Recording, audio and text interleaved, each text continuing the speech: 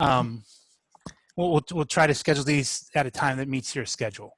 A lot of people have more flexible time since they're doing distance instruction. So, middle of the day might be appropriate, but we'll always record these things and make them available in case you can't attend. This Zoom call is a prime example of one of the most valuable benefits of Print Ed accreditation. That's the community that you are helping to build by attending this event today. We expect to have between 50 and 60 attendees. In addition to instructors, we have CTE supervisors, we have business owners, we have professional designers, HR and sales executives, just to name a few. So lots of interested parties here. I don't think you get this kind of community anywhere else, or you can get it anywhere else. I can't think of any where you would get this. It's a really good mix of people. It's an opportunity to connect with those people who have similar interests and, form smaller working groups to get through accreditation or to consult on curriculum or many of the other things that would be worthy of sharing amongst a group. I want to give you a little update before I pass it off to Jennifer Griffin. We've fixed some issues with long photo names on the PC for the skeleton directories. It was choking on some of the characters and length of the file names. And for those of you that are in the midst of accreditation, we're scheduling meetings next week to introduce standards and skeletons and how to use them to organize your accreditation documentation. Two interesting things that Mike and I realized last week was that for program advisory committee meetings, if you want us to join into one of those meetings virtually through Zoom or some other video conferencing software, subject to our availability, we'd be more than willing to sign into those meetings. And also, I know when I was teaching, I used to get live jobs all the time. Just walk through the door and drop it on my desk and say, "I need this by Friday," and then scramble to get it done. A lot of people don't have the production experience. Some of you do, but some may not. And if you have a live job that walks through your door and you want an opinion on about the feasibility of producing the job with your students and equipment, both Mike and I have the industry experience to help you make that determination. There's nothing worse to say no, nothing worse than saying no to an administrator, but if you can say no with a reason, you might be able to turn it into an opportunity to acquire new equipment, or at least not be expected to do something that you just can't do because you don't have the equipment or the resources. So these are a couple of examples that we couldn't offer before. So now we can do that with the advance of video conferencing into this new age we find ourselves in because of the pandemic. Jennifer, would you like to say a few words? Oh, you're muted.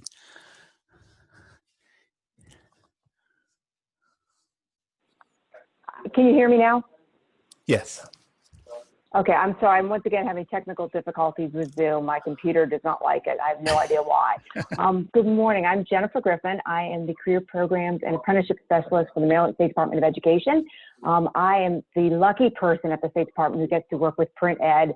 I love these folks. They're a great group of teachers. Paul and Mike are just top-notch to work with, and I feel very blessed to be able to work with this group. In Maryland, all of our state CTE programs partner with the Maryland State Department of Education. And so we have, we're very small now. We only have about 17 total of us, where back in the day, there were 40 some that used to work in the department. So we all are assigned different clusters and different programs. And as I said, I'm lucky I get to work with Print Ed. We are thrilled that you're here. We're so happy. I'm going to be in and out all day. Of course, I had this day blocked off my calendar, and I've now got 3 meetings while the Print Ed PD is going on. So I'm going to be in and out all day, but hopefully mostly on.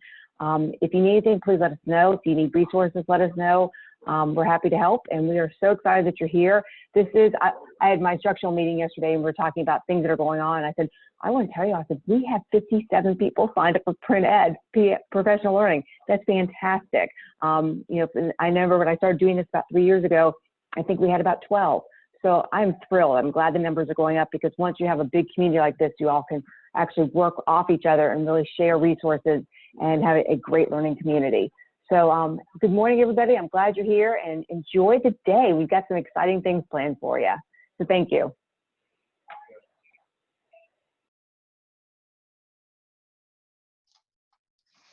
I guess real quick, a couple other things. You know, in the email I sent out and that little looping slide before this all launched, you know, during a presentation or anything like that, just your standard Zoom PSA, if you could mute yourself, unless you're asking a question, you know, if there is someone who has their mic on and there's some sort of weird background noise happening, I'll probably mute you for you. If you have any questions during a live presentation or anything like that, feel free to ask them in the chat. Me, Paul, and Jennifer will be monitoring that. And, you know, we can ask the question if the presenter doesn't see, of course.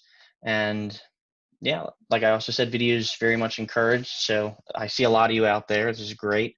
Real quick, I'll go through. Did everyone get their little package that we sent out? Just kind of a quick explanation on that, on each of the pieces. So this 4 different samples of the Mohawk Renewal with a test print on each of them. It says down there in the bottom left what type it is. I'll hold that up so you can see. A little camera cover from Strategic Factory. Pretty straightforward. You can take that off, put it on your camera, opens and closes. The Indigo sample set. I won't open that now. We'll go through that later when Pete and Liz do their demonstration. Just another sample of some upcoming, hopefully very soon, Print Ed material that we can either provide you the files for. Hopefully we'll be offering them to send out at some point. That's down the road. In the last, the summer conference, you guys got a folded version of that. That was the industry version. This is now the student parent version. It's a little different on the inside. And last but not least, just a couple sample questions, what we use for our Skills USA competition. The scoring sheet, generic questions, and sort of the interview. Shannon will talk a little bit more about that when we go to the interview portion. Does anyone have any questions or anything before we start? Concerns, comments? I see Jill is here. Hey, Jill. Just dropping everything. And we're actually ahead of schedule, Mike. Don't worry, we'll get there. Jill, I guess, do we want to start a couple minutes early? I'm ready when you are. I just have to share my screen, and I think someone needs to allow me to do that. Oh, wait, never mind. I was going to say, you should be good. If not, oh, there we go. Yes, 1 second. All right, can everybody see this? Everybody good? So thanks for having me, everyone. Mohawk Renewal is what I'm going to be talking about today, and it is our new line of paper. Basically, it's sustainability with a story. If any of you know Mohawk, we are pretty rich in our company history. 100-year-old family-owned mill just outside of Albany, New York. And kind of for us, the story is everything. You know, it's very much in line with our mission statement, with all the products that we make. And we wanted to sort of write the next chapter in sustainability. So in the beginning of sort of what we in the paper manufacturing industry would think back to as, you know, when did it all start with, you know, being green? In the 80s was very much the EPA getting involved in manufacturing. In the 90s, you saw more of the recycled movement, post-consumer waste, you know, PCW content, everything being recycled, heavily recycled. In the 2000s, it was about the sustainability initiatives, wind power, going carbon neutral. So a little bit more about kind of where you get your sourcing from versus what you do with your paper afterward. And that brings us to today. And you'll notice, as the background visuals, to the left you have hemp, in the center you have straw, and to the right it looks like scraps of t-shirts and jeans, because that's what it is. It's recycled cotton. I'll start off with hemp. Why hemp? So us being a paper manufacturer, we started to be approached by different CBD oil companies as the legalizations happened and these products started kind of really hitting the market. The manufacturers of those products wanted their packaging to be made of hemp. So they would ask us, do you have any paper that's made of hemp? And we just kept saying no. So then a couple of years ago, we thought, let's take a deeper look at this. Not only investigate making paper out of hemp, but try and build a grade line around it so it wouldn't just be hemp. It's very important to find sort of your supply chain that already exists to source these fibers. So we started with hemp. This is a hemp field. So as you notice at the top, that's where the bud is. That's where the flower is. It is where all the CBD, the THC, all the good stuff comes from. The bottom is essentially just agricultural waste. And that is what we're making our papers out of. So we're really just kind of monopolizing on something that would be assumed as waste product. Here is a shot of one of the colors on our paper machine. So we make it exactly how we make all of our other traditional tree pulp papers. Really fascinating for our research and development team, who has been historically always just dealing with pulp and recycled pulp, to be kind of on the cutting edge of, making papers out of this entirely different substrate. It was really exciting for them. So why straw? Kind of the same thing as hemp. We just needed to find something that was sort of a supply chain already.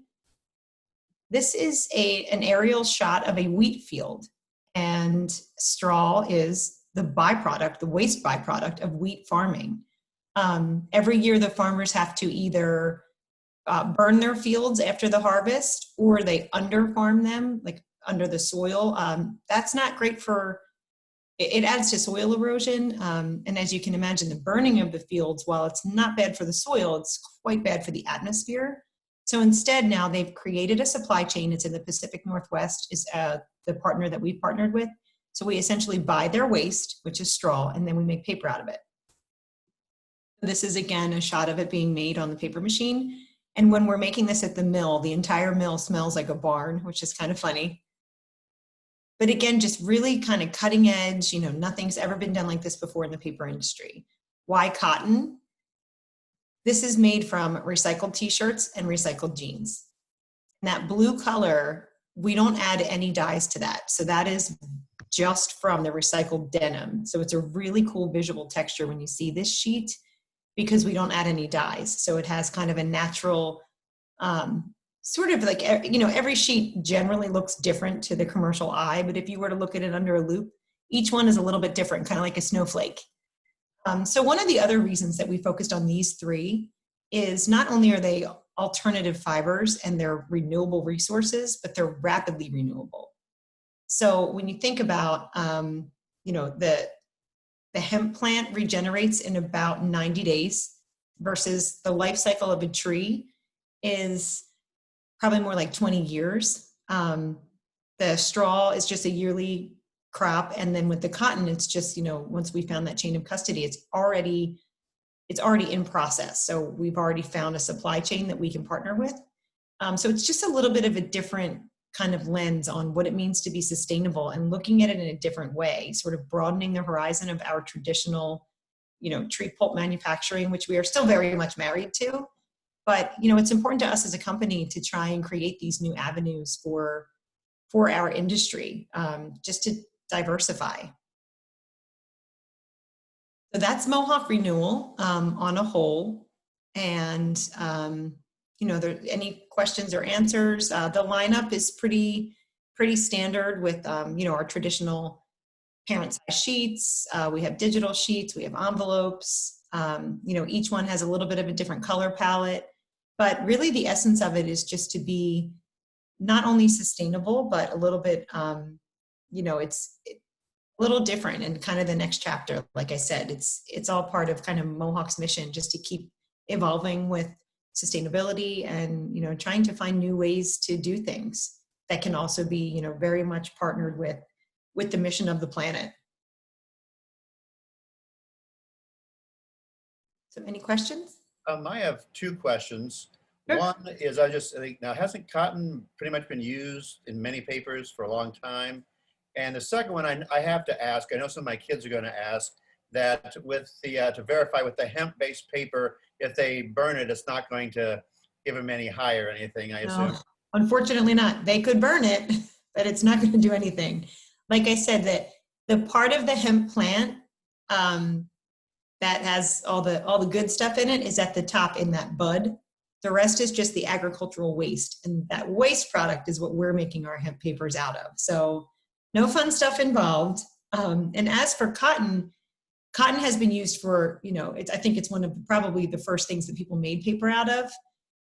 But that comes directly from the plant, the crop. This cotton is already it's coming from the textile industry. So it's already been processed as t-shirts or as jeans. So that's where we're getting our sourcing from. So it's an already processed form of cotton. So the sheet is sort of essentially taking textile waste and using that to make it instead of using it from the crop. Does that make sense? Does that answer your question?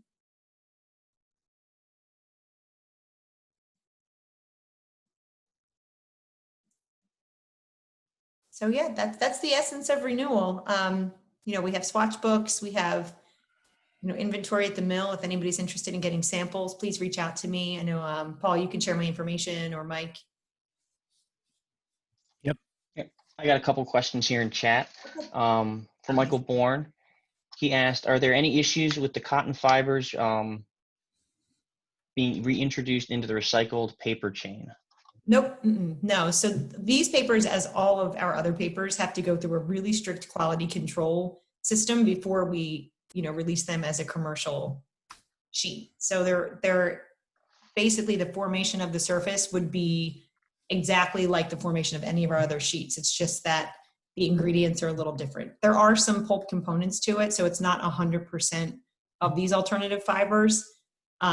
For the hemp and the straw, it's 30% hemp and straw, and the rest is pulp. And then for the cotton, it is 100% recycled cotton, so there's no pulp in that. So are the hemp and the straw fibers as strong as pulp fibers? Actually, from what I've heard, the hemp is actually much stronger. It's a super strong fiber. Someone told me that it was stronger than a strand of steel, which is really interesting. But they are, I don't even know that it would really be comparable in terms of like being stronger or not. The sheets perform the same way on press as they would a traditional paper sheet. You know, the 80-pound cover is still an 80-pound cover, you know, as compared to any other 80-pound cover in the market. What about scoring and folding? Same. Yeah, I mean, you basically treat it like you would treat anything else. How much of a supply do you warehouse? How much do you have on hand? Is it something you'll run a batch of, say, this fall?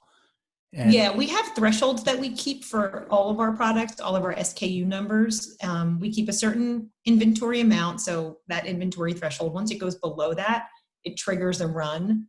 If we were to deplete our inventory, it's not to say that we necessarily immediately jump on machine, but the way our cycles work, it kind of just like triggers the run, and then it's like a general lead time. But for the most part, because it's a new product launch, we had a base level of inventory, so we should be good, at least for, you know, the foreseeable future in the near. And because of the nature of the fibers that you're using, the color isn't going to always match, obviously. Well, no, the colors definitely match identically on the hemp and on the straw.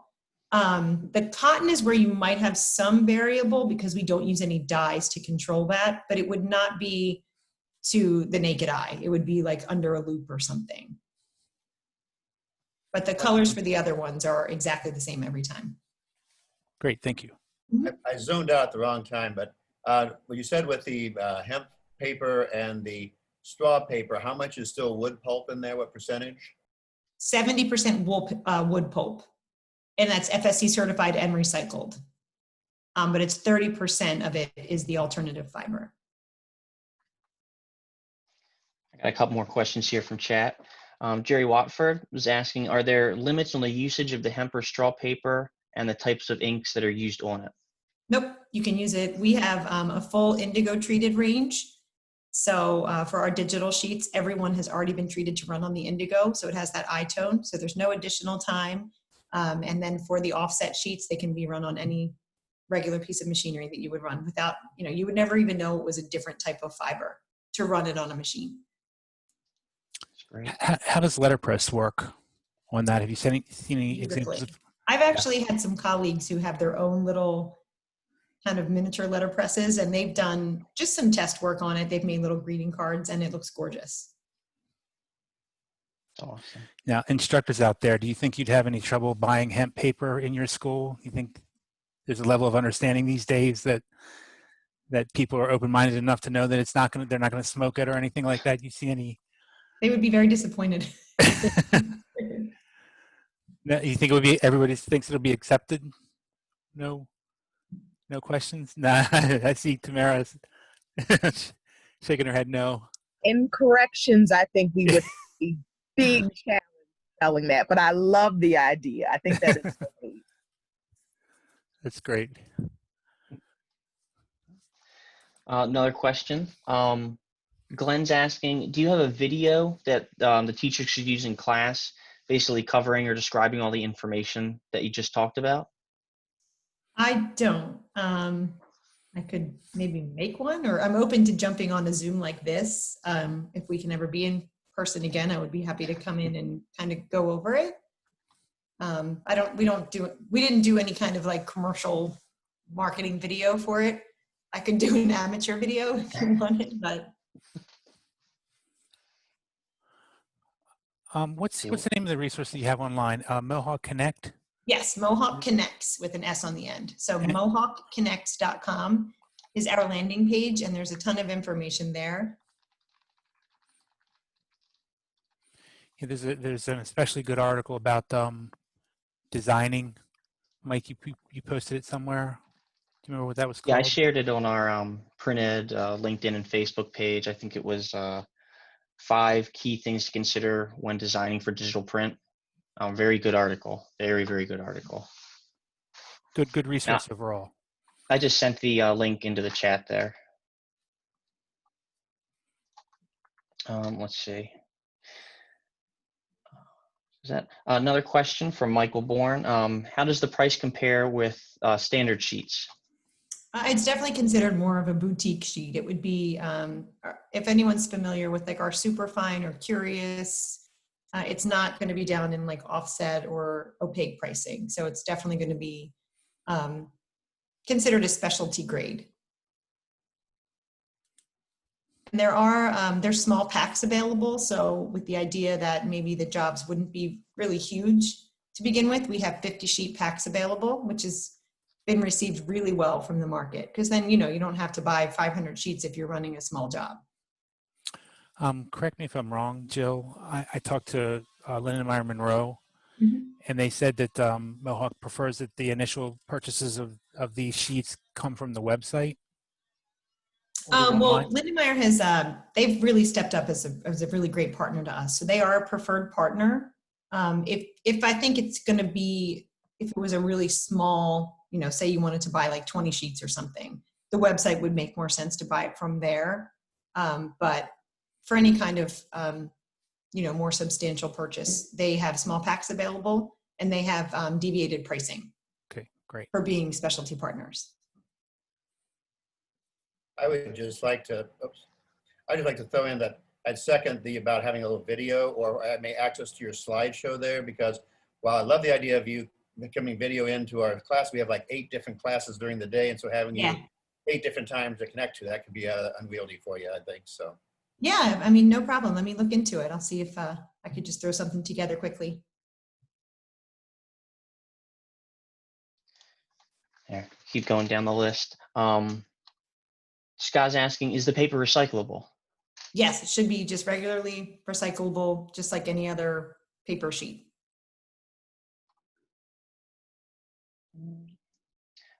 Another question from Glenn. So each product has 70% wood and 30% of the specialty fiber. The straw and the hemp have 30% straw and hemp, and then the rest is 70%. With the recycled cotton, it is 100% recycled cotton from t-shirts and jeans. So there's no wood pulp in the cotton sheet.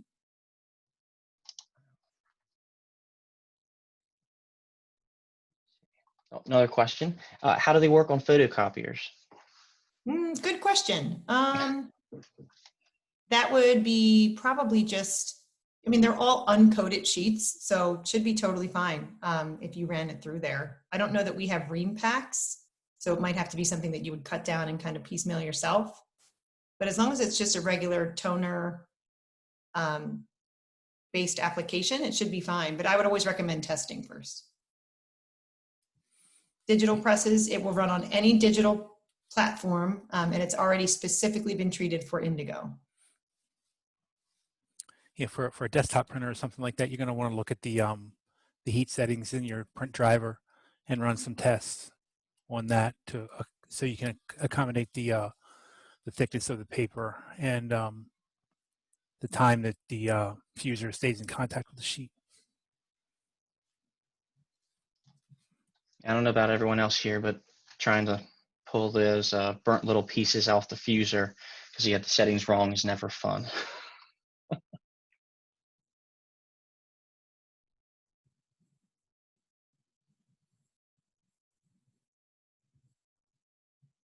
No coated sheets, sorry. We don't make any coated sheets at Mohawk.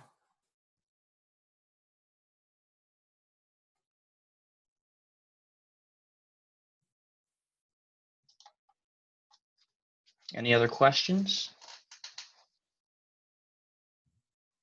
Well, totally different subject, but you're saying that Mohawk's a family-owned company, and when did you get started? About 100 years ago. I don't know the exact year, but we bought the company. It was a company that was in some heading towards bankruptcy. They were making construction paper, and I think it was like the fourth great grandfather of the O'Connor family was actually an attorney, and I think he was representing the company maybe, or representing someone involved with the company. Anyway, he bought it, recognized it as, you know, something that he could really invest in. And that was right before the Great Depression. So through the Great Depression, they kind of floated it on a shoestring budget to survive that. And then on the other side of it, you know, really started gaining more and more momentum with their production. And actually Yale University was printing the Benjamin Franklin papers, and the pressmen wanted something that was really archival to print these on. So they came to our company and they talked to our research and development team, and they're like, we need a paper that is archival, you know, top quality, the highest quality you can make. So our team got together, they made a sheet, they brought it to the pressman, and he said, this feels like a super fine sheet of paper. And that's how we got our flagship grade of superfine, which is basically what our company was built on. And they printed the papers on it. And that's kind of the beginning of the history of Mohawk, always being right on the Mohawk River. So yeah, same, the O'Connor family's fourth generation owners, and still going strong.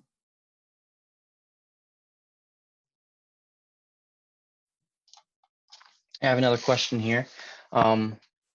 Jerry's asking, if a business uses these products, are there government subsidies or tax breaks like with some other green energy products? I don't believe so, because we're selling it through the commercial chain. I don't know that we're there yet, but it's something that I think is, you know, kind of in the future of thinking about using these alternative fibers, that maybe it could be something that, you know, could be part of a positive change in terms of environment moving forward. I definitely think the whole, like, the renewal aspect of it is definitely pushing it in that direction, which is great. That's the sort of thing we need right now. Yeah, and it's not something that we've, it's not necessarily something that we've added to the process. We've just found partners that are already doing it, and we can essentially buy their waste. So it alleviates landfill and, you know, some of the burning. It just kind of helps in the process. It helps use, anytime you can use waste to make something different, That's the essence of recycling.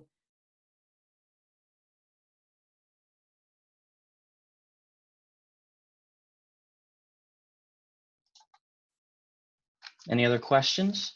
I was just taking a look at the Mohawk website, Mohawk Connects. They have some really good resources. There's a section on designer guidelines that have topics like buying paper, color management, file preparation, font management, a whole bunch of really interesting stuff that should be relevant to your classroom. I thought they had some new videos, but I don't see them here. We I should. Some things are a little difficult to find sometimes, but I can try and take a little look and then send you the link if you want, Paul. That'd be great. Sorry, I missed a question here from Yvette. If anyone wanted any samples of these, should they email you directly? Should they go to a website or like Lindenmeyer? You could email me or Lyndon Meyer. I can certainly get you samples. Paul, if you want to share my sample or my email address, feel free. Yep. Perfect. I'll be sending out a follow-up email to everyone who attended. So I'll include everyone's, all the speakers' information and things like that. And I'll also put in the local Lindenmeyer contact information.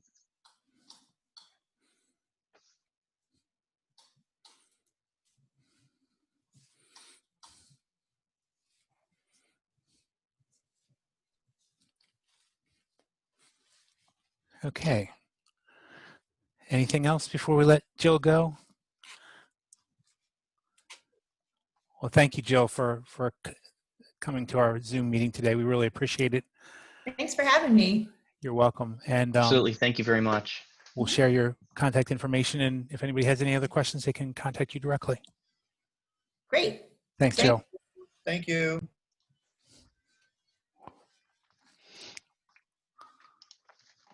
So our next topic is going to be designing for print, the designer-printer relationship, and that's with Pete Birch and Liz from from Indigo Inc. I'm just talking with them right now, confirming that we can start that a little bit early. So in the meantime, does anyone have any general discussion topics we want to throw out there? Paul, you always got something to ask. I was just fooling around on their website. I was trying to find that video that was pretty good. As far as timing goes for these events, if we could get your opinion on what would be best for you, we'd appreciate it. Whether it's right after school, a couple hours after school, into the evening, which one would be best for you to attend these kinds of things. We're also going to use Zoom to do individual meetings with or small groups of instructors that are going through accreditation, and try to create some work groups around the instructors and the skill areas that you're accrediting for. I would assume people would have interest in that. It's always easier to do it with someone, to work on that accreditation with someone than it is to take it on all alone.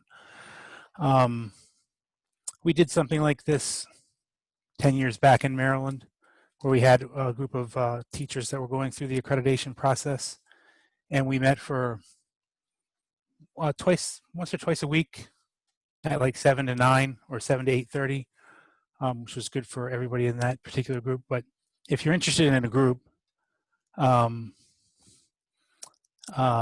me know. Let Mike or I know, so we can connect you guys. And it doesn't have to be somebody in your state. Sometimes it's nice to connect with somebody that's not anywhere near, and might have a different perspective on things. So if you'd like to form a group like that, we could help you do that.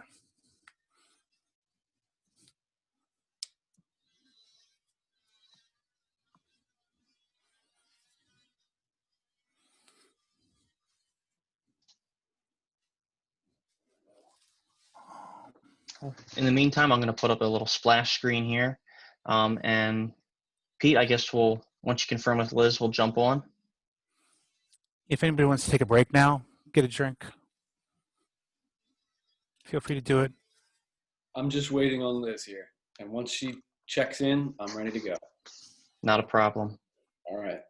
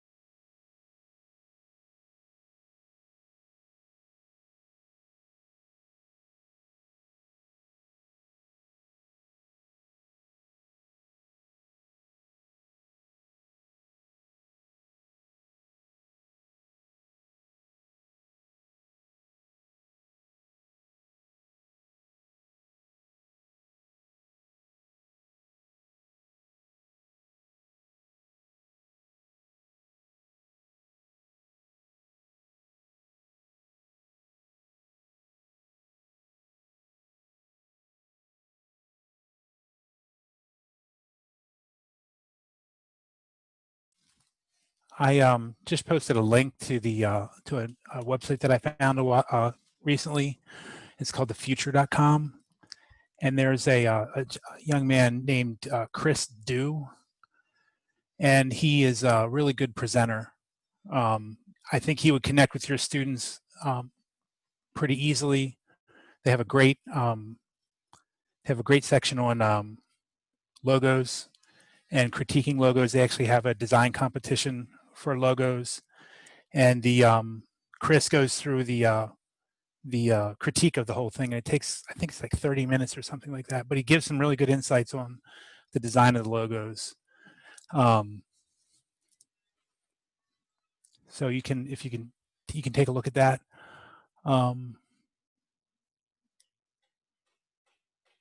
Oh, you know what? I didn't give it to everybody. I gave it to Mike. let me see if I can post that in there.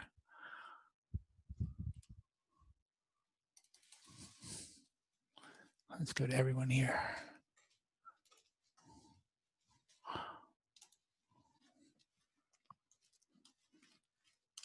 There it is.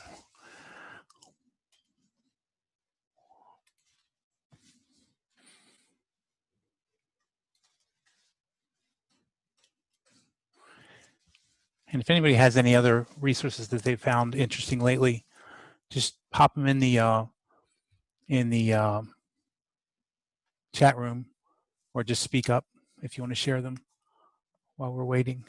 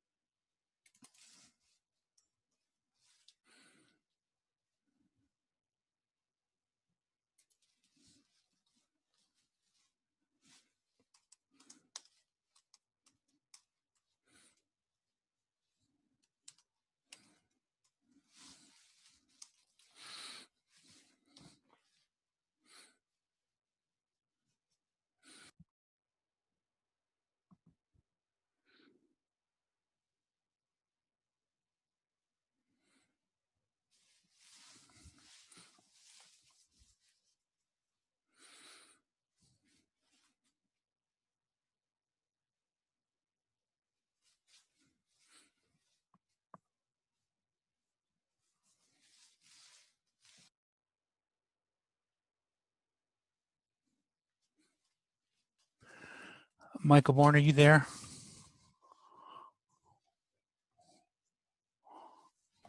Yes, I'm here. Did you tell me about Canvas? Or was that I was speaking with you about Canvas? Oh, it's Canva, not Canvas. Oh, Canva. Is that what? It's a free design. I use the term design loosely because it's mainly template based. But in a virtual world, my kids don't have access to Adobe Creative Suite. It's come in handy for letting them create basic projects. It's canva.com. It's totally free. Of course, you can upgrade to the Pro for a fee. But it gives the kids an opportunity to make some really cool looking stuff relatively easily. So we've done a couple projects using it. Really cool templates, really cool imagery available for free. They can start from scratch and create it themselves. That option is there.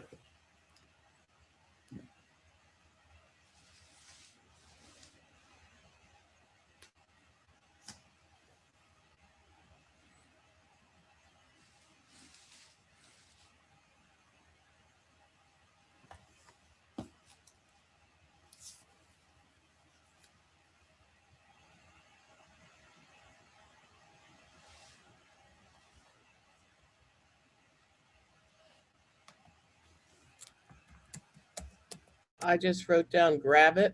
It's really good substitute for Illustrator. It's free, and you can even save the file and open it in Illustrator.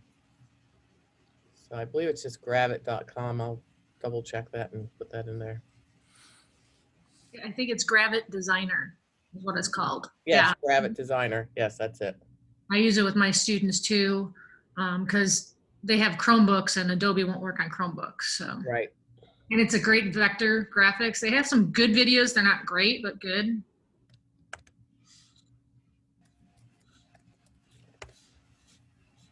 Has anybody worked with Affinity Publisher? Affinity Publisher?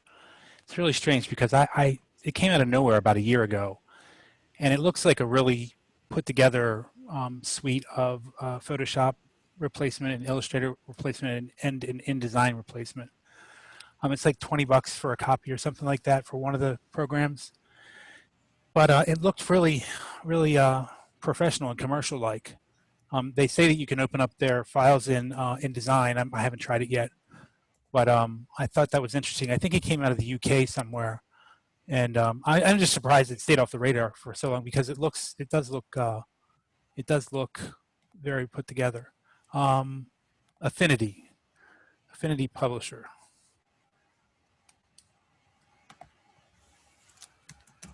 I don't have the link.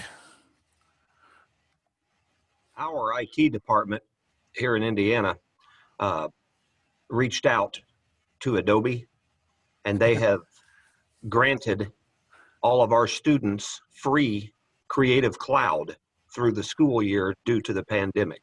Has anybody else done that? I don't think it works on Chromebooks though. No, I don't believe it does. It works. They have to have a PC or, of course, a Mac.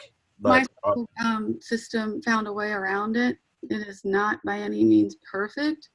What they have done is set us up on it's called AWS, and we're running virtual servers so that the cloud-based version of Adobe will work.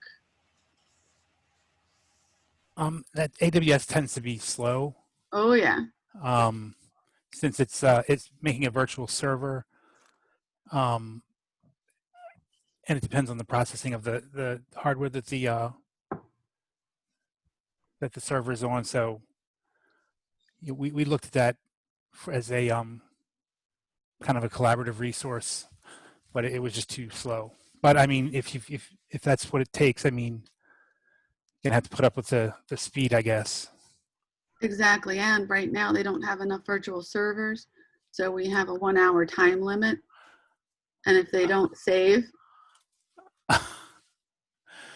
Wow. Like I said, it's, one option. We did the same thing in Anne Arundel County. Kids have access to it, but almost all of them don't have the hardware to run it on. And so it's like you have 1 or 2 kids out of the whole class that can actually use it.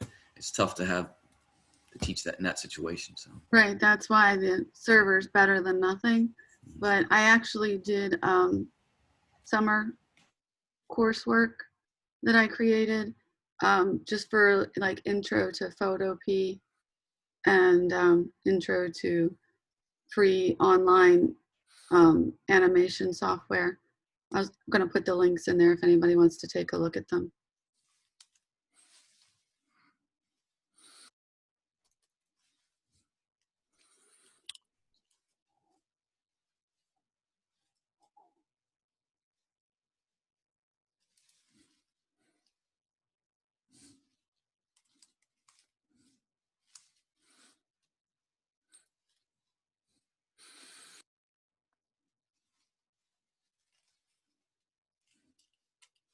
I just posted the Affinity website.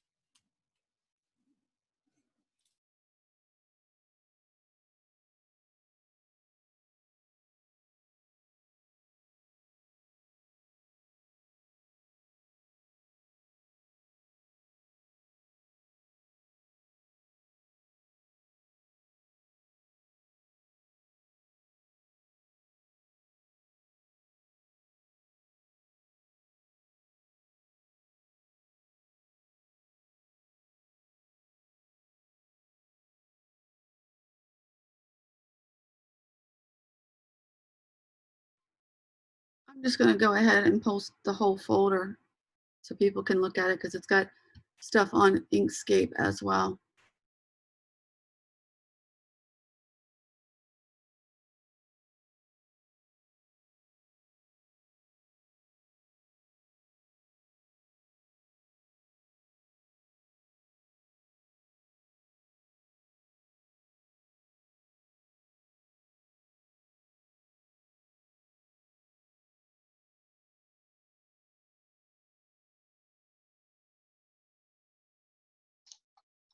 Thank you, Carol.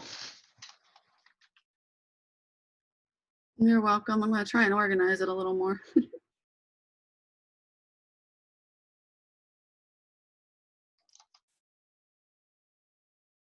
All right. In the meantime, I will bring up, since we're talking about files and file sharing, I'll bring up our shared Google Drive and just kind of, for those who haven't seen it, show you where you can find the skeletons and talk about a couple updates we're making to that. Think of this as sort of a very condensed accreditation discussion in the next couple minutes. Hey, Mike, Yeah. would it be possible to, I mean, there's been 15 different links for different options posted in the chat, which are all going to go away after this meeting, I guess. Is there a way to create a list of those links or something? Yes. So I can actually export the chat for the end of this, and I'll make a compilation of all the links, and I'll include that as a separate document in the follow-up email. Perfect. Thank you. Absolutely.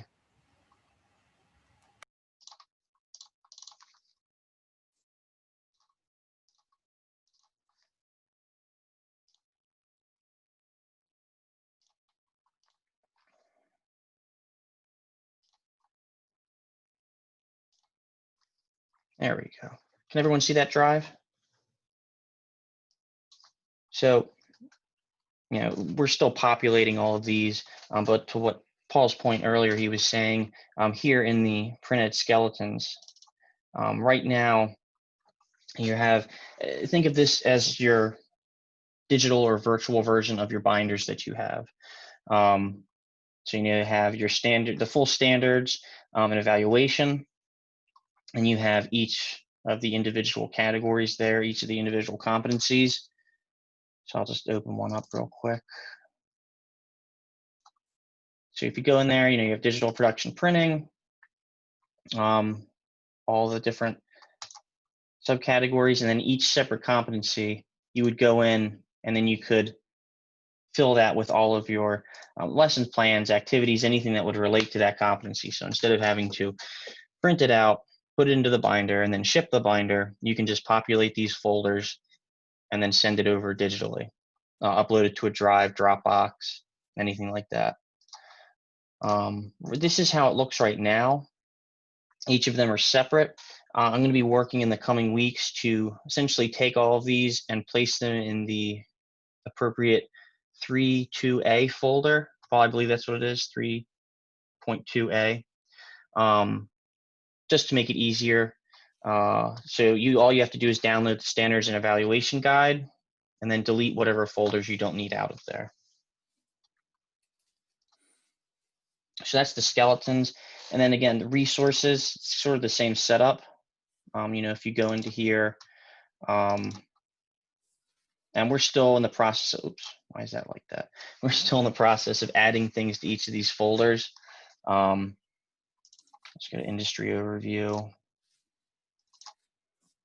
Let's say you're looking for something for one of these, you can go in, and this will have various items inside there that you could download. So we're really just trying to make a sort of an online repository for any sort of information you're looking for. If you need to fill gaps in your teaching, your lesson plan, anything like that. Again, it's a work in progress right now, but we're looking to hopefully flesh that out a lot more in the coming months. Paul, you have anything you want to add on that? Could you go back to the introduction to graphic communications, the first section there? Sure. I thought I put some stuff in there.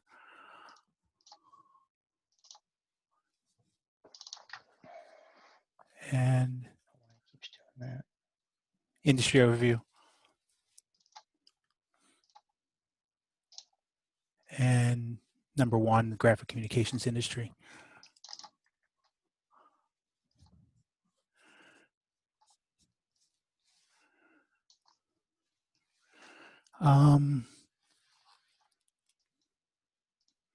Go to A2.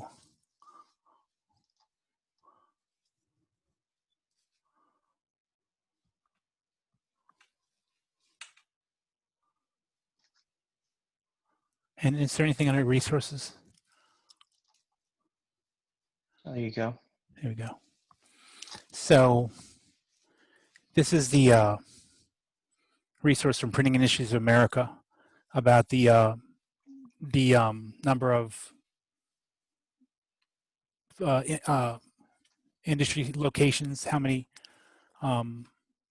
employees they have.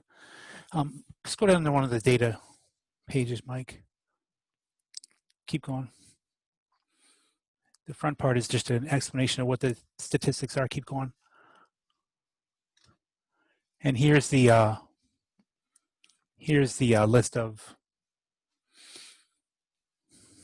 states and the employment, the establishments, and the shipments. So that's one of the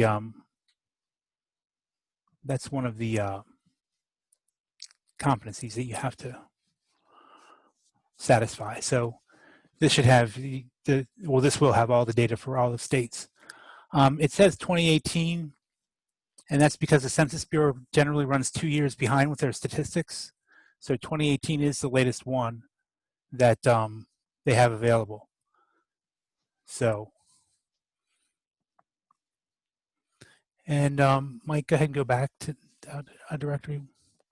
Go ahead and double click on that first one. What they think has a complete section on data analysis. And there's a link up there. If you click that link.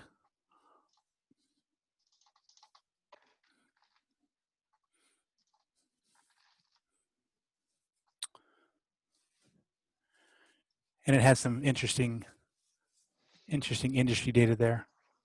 And it's all free.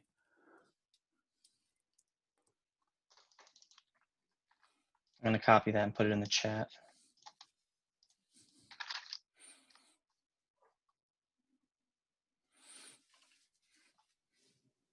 There's Warren. Yeah, so that's kind of, like I said, real quick 5 minutes sort of introduction to the drive and the direction we're heading with it, with the skeletons and whatnot. Any quick questions while we're talking about that?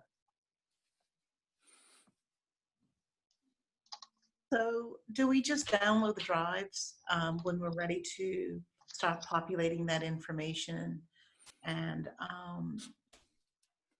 those folders, and then we upload them to you when they're Yep. Oh no, they wouldn't upload them to us. You would give us access to them wherever you save them. Yeah. Yeah, just like a I'm Dropbox. sorry. I was thinking upload them to another Google Drive or like a Dropbox or something like that. Or even on your local computer. Yeah. Oh, how to access the Google Drive. If you don't already have access, I'll make a list of people and I can send out invites.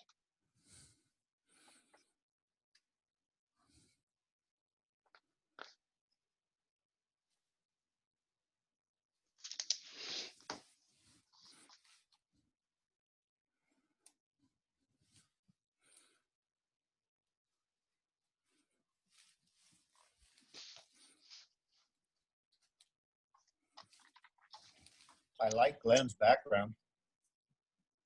Yeah.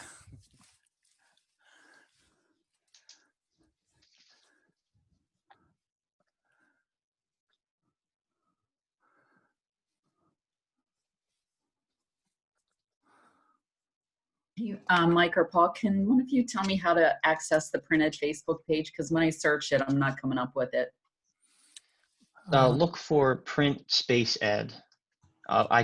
Unfortunately, Facebook did not allow the brackets as a naming convention. Okay. Actually, here I'll copy a link to it and put it in the chat here. Okay, thanks. Because I did that and came up with all kinds of stuff. Yeah, unfortunately, we do not have a huge amount of followers, so it's probably lower on the results list. So follow that I page. did find one in Spanish.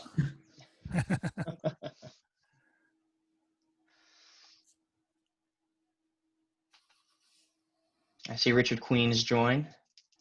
Hey. Richard's in Las Vegas.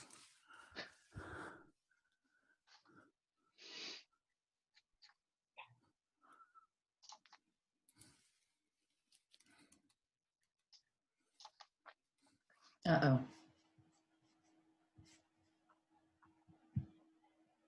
Oh, no.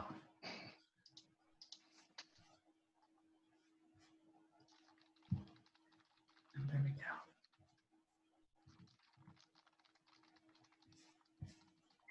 I have found Liz, Mike, and she is hopping on. She was in another meeting, and we're about ready to start. Perfect. Thank you, Pete.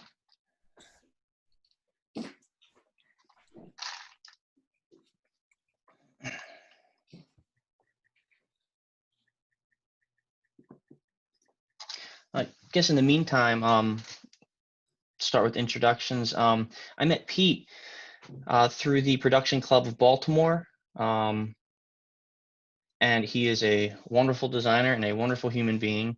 And I don't say that just because he likes to go to the same exciting pubs that I like to go to.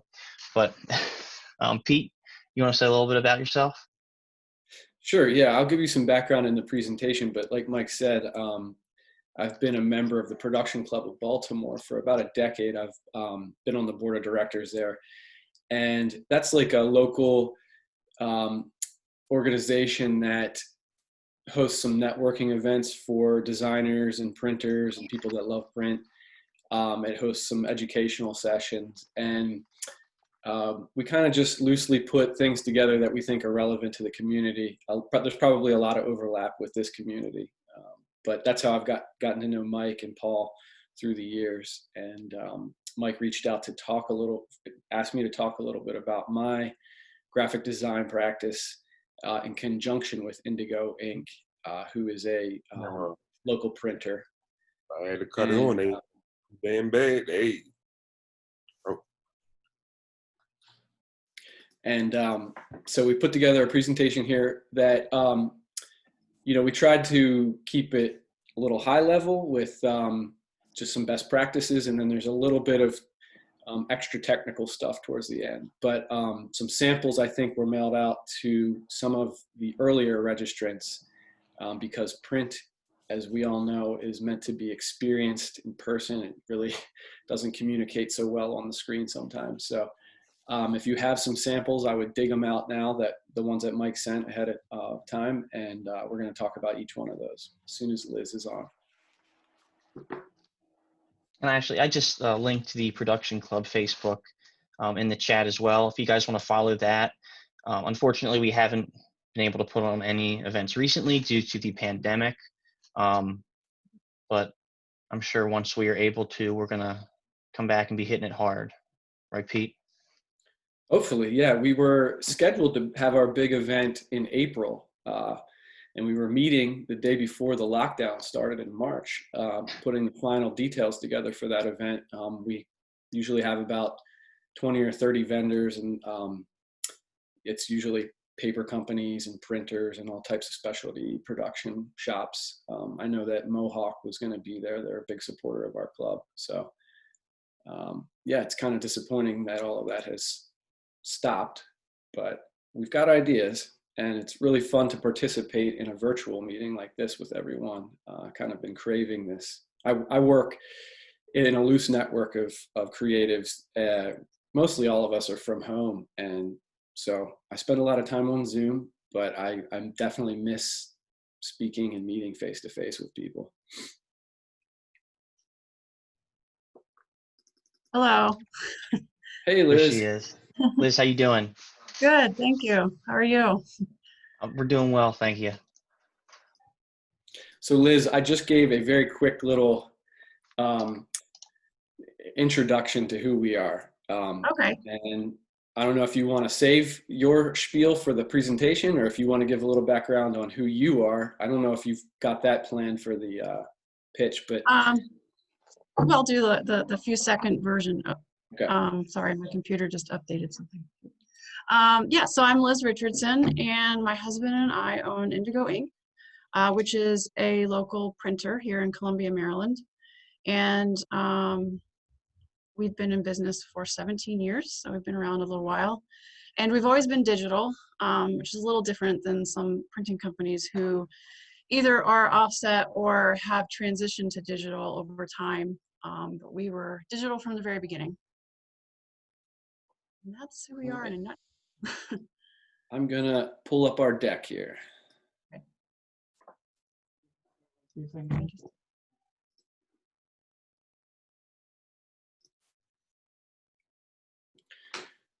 me get my view situated so I can see this best. Can everybody see my screen? Are you good, Liz? Can you see it? Yeah, I can see Okay. it. Thanks. Yeah, looking good on this end.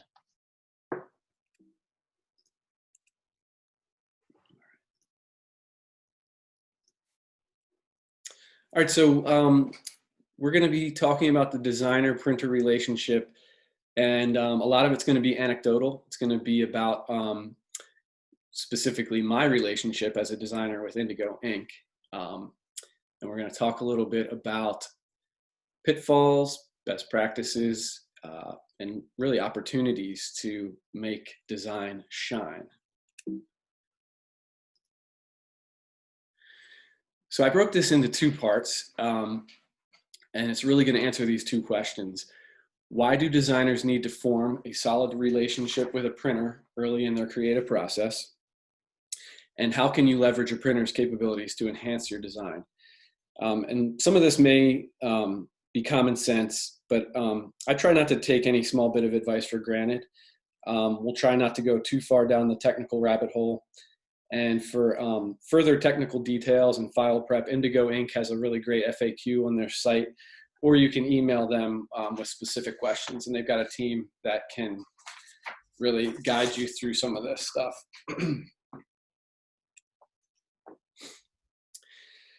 So there are two sides of this equation that I like to think about this as an equation here. One, good design suffers from poor print.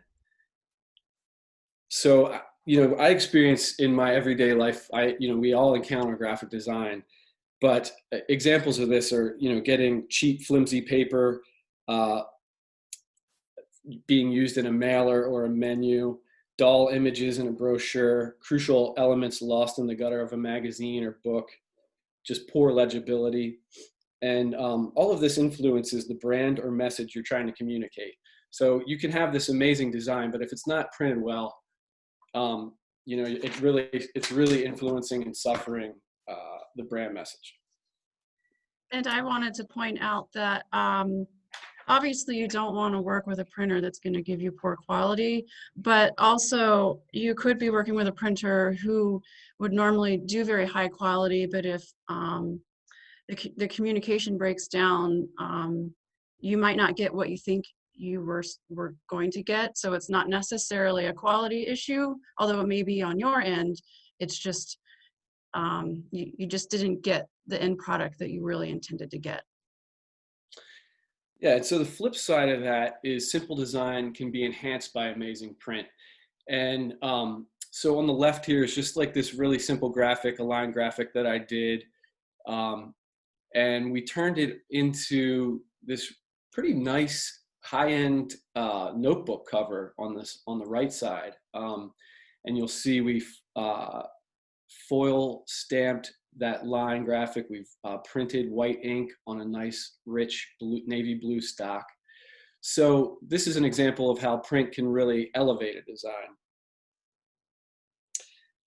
And so like I was saying, some of the most minimal layouts can come to life with unusual production techniques, premium papers, and consistent printing from sheet 1 to 1000. Now, Liz gave you a little bit of the Indigo pitch. Is there anything else you want to add here? Yeah, well, I'll add that from the beginning, our mission as a company was really to be quality-driven print, which is why over time we've really established ourselves as part of the creative community. That's kind of who our target audience is. And one of the things we're known for is experimenting and pushing the boundaries of what's possible, or at least discovering new ways of doing things. So we really kind of geek out over like trying to figure out, you know, taking like a piece of equipment and saying, well, you know, I wonder if it'll do this, or I wonder if what it'll look like if we do that. So we spend a lot of time just kind of experimenting. And so that's one reason why we love working with designers and creative people, because they're in on the process, and yeah, we don't like to just, you know, do commodity prints all the time.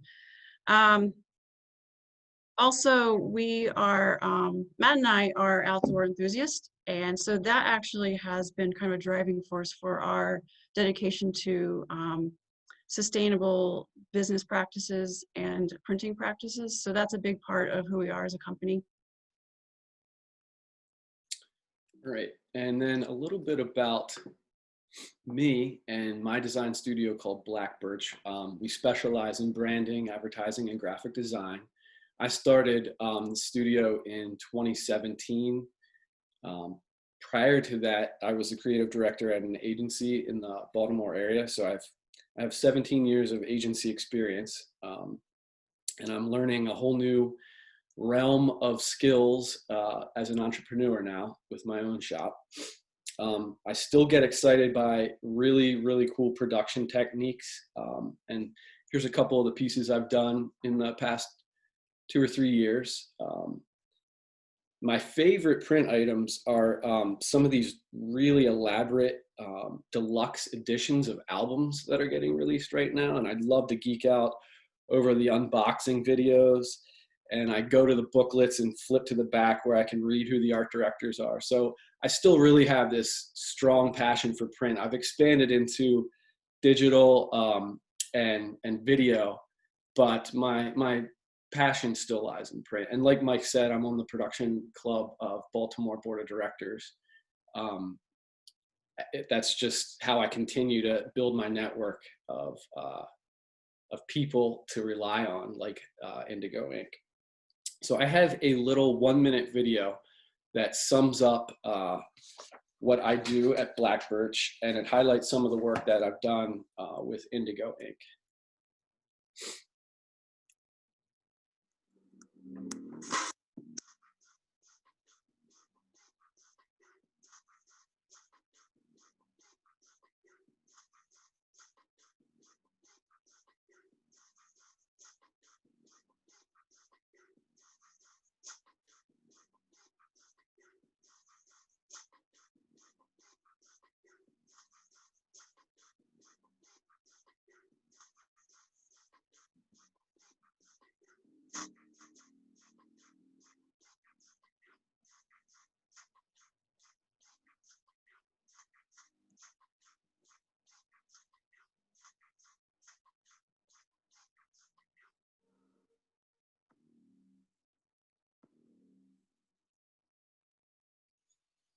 So that parting quote there, that's really, it sums up sort of the philosophy of Black Birch, which is trying to stand out and get noticed and be unexpected. That's our mantra. And so this presentation, I think, is just going to continue to hammer that home in ways we try to do that through print. For the purposes of this presentation, we're going to focus on digital printing.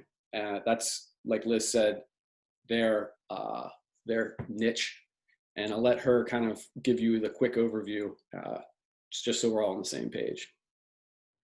Yeah, so there was a time when offset was basically all there was if you were looking for high-end printing, because, you know, back in the day, digital printing just, you know, you think Xerox copy, it just wasn't high quality, but that has changed.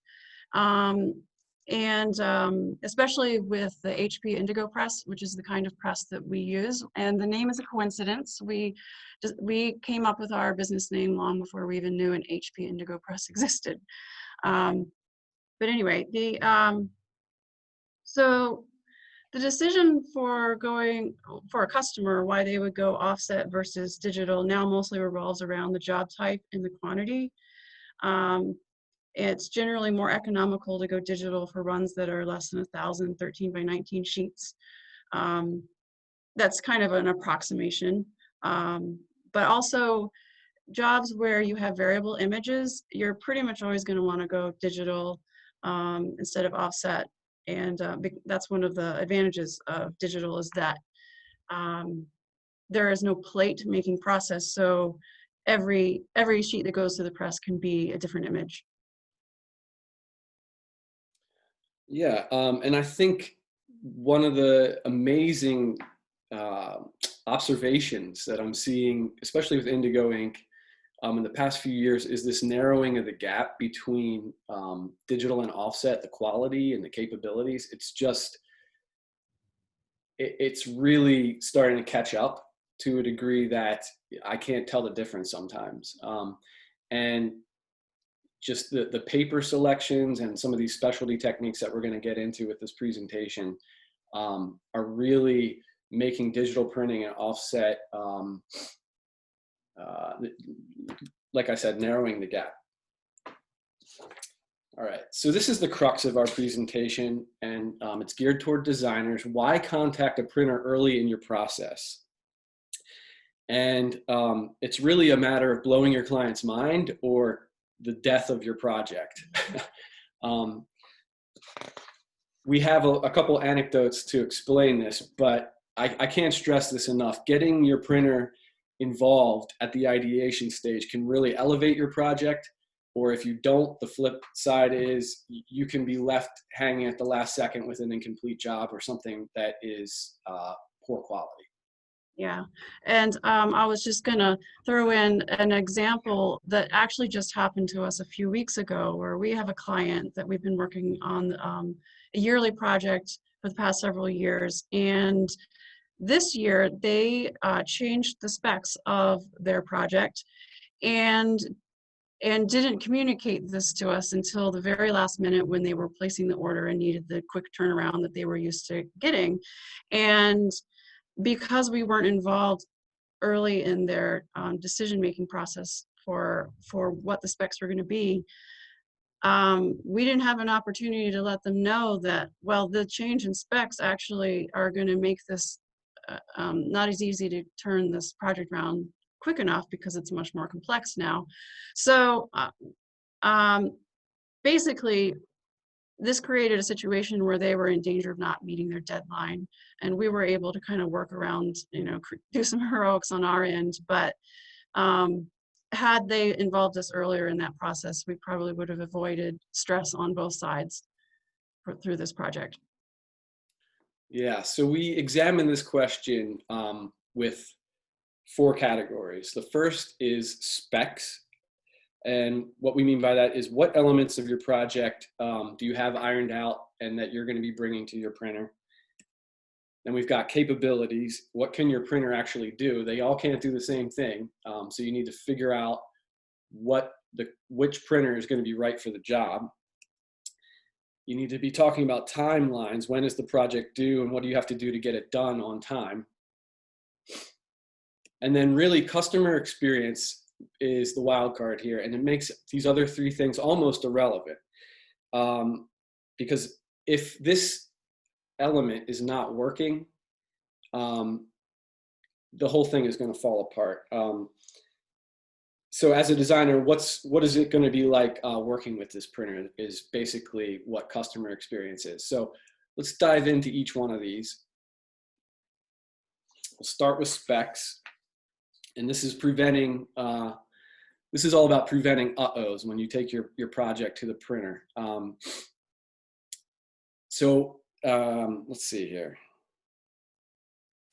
Yeah, in this situation, you want to be talking about things like the max sheet size, paper selection, folds, working out all of these, you know, standard sizes, and keeping in mind binding, margins, bleeds, and if you're going saddle stitch, obviously we're trying to have a file set up in pages and multiples of 4. I've seen a saddle stitch job go to a printer with 10 pages after everything's been approved by the client, and then they have to go back and say, oh yeah, we forgot a spread, so we're gonna need to get your approval again, which is never a good thing. Some other things to be considering with this is there's a lot of standard sizes that can dictate the design phase. So what I mean by that is, what are some postal regulations? If this is going to be a mailer, you want to be designing with that in mind. What type of mail rate you're going to be going for?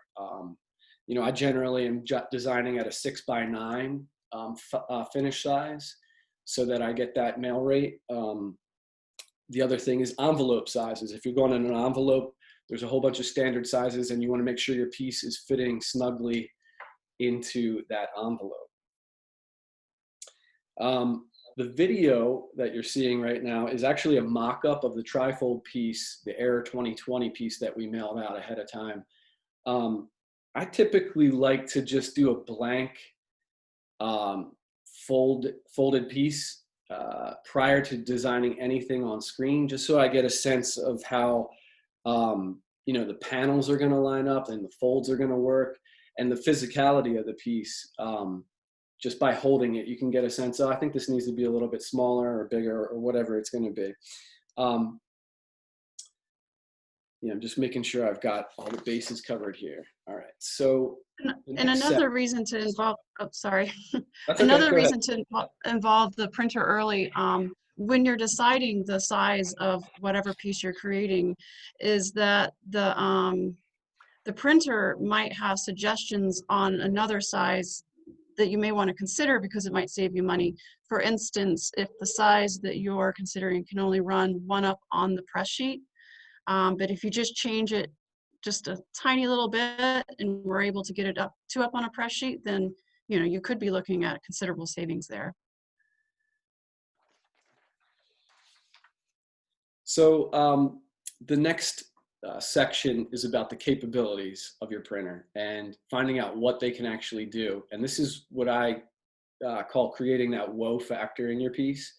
So when I'm designing, I'm thinking about some specialty techniques that I can inject into it, whether it's going to be inks, white ink, metallics, fluorescence, spots, or specialties like foils, special coatings like there's a soft touch laminate that's got this lush velvety feel to it. And then even duplex and triplex situations up here, you'll see we've got a couple different layered stocks, and you can get this really nice colored edge. So I like to try to figure out what a printer can do and then add that to my design in the early stages. And the one thing I'll mention is that there was a time when a lot of these techniques were pretty limited to either offset printing or letterpress, or something that might be quite expensive. And just like with offset versus digital and the capabilities kind of narrowing, you might be surprised at how some of these techniques aren't as expensive as they once were. So don't assume that something's out of your budget without asking first if it's something you really are interested in. All right, and this is the timeline situation that we were just talking about a minute ago. I know that a lot of you were working with young designers, and this was you know, as I was starting out, this was a real eye opener to me. And it's a project can be due, and you just go and deliver the file and expect it to be done. But there's a lot of window building in the calendar that you need to be doing. So what I like to do is I figure out the drop date. When is this piece due? And then I like to build a schedule backwards from that. with a lot of different factors involved. So again, I'm referencing that Air 2020 piece that some of you have. And this is the schedule I put together during the estimate phase for that project. And the client came to me in mid-July and they said they wanted this piece done and in mailboxes by mid to late September. So I went in and I got that red box set in my calendar when this is drop dead due. And I went backwards, taking into consideration things like fulfillment, putting the thing together. There were a couple components in this piece, not just that card that you have. There's a calendar and a couple other elements that needed to be all assembled. And then the very next thing I did was talk to Indigo and say, here's generally what I'm thinking. This is going to be a card, a spiral bound calendar, a couple of other things. How much time do you need? And I block that window out. And I know then I need to get the file to the printer no later than this date. And then from there, I kind of developed different benchmarks that we need to be hitting as a team. And when I say team, it's my studio and the client. We're working in conjunction. So things like approvals and edits. And essentially I figure out I need to get my concepts presented by this date in order for everything to start falling into place. And the one thing I want to say about this is I always try to pad this with a couple days because you never know if a client is just going to drag their feet on getting edits back to you, or if you're going to miss an email, or there's just going to be some snag, or the project is not coming off the press exactly how you want it during a press check. So I pad this so that we always try to hit this date. But it's essentially a game of working backwards. All right, and that brings us to customer experience, which I just really like to call, you got to like who you work with. And finding that out early on is good, because you can do things like align your values with who you're bringing the job to. I like Indigo Ink because of some of their environmental initiatives. They partake in a program called Print Relief, which automatically plants a tree for every job you print with them. I think of them as an ally and not just an order taker. They don't just want my file and then say, here you go, it's done. They really get involved and want to be involved with you to prevent some pitfalls along the way. At this stage too, I also like to talk about getting a proof. This is a pretty crucial part of the process. And you can get a digital proof, which is really just a PDF showing you that all of your elements are translating to the press correctly.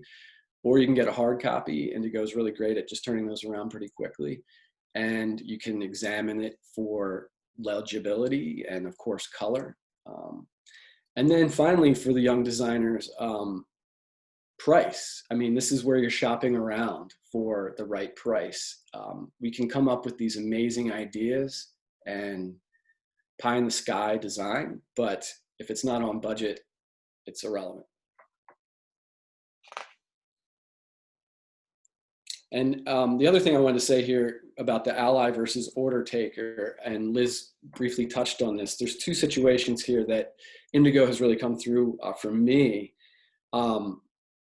They have suggested a couple times to change my file size just slightly so that I could fit more up on a sheet and save a ton of money on the run, or shave off a 1/4 inch of a panel size, which isn't that big of a deal in a design sometimes, but I can save thousands of dollars on the postage rate. So if it was like a 6.5 by whatever postcard, if I took it down under 6, I can really save a ton.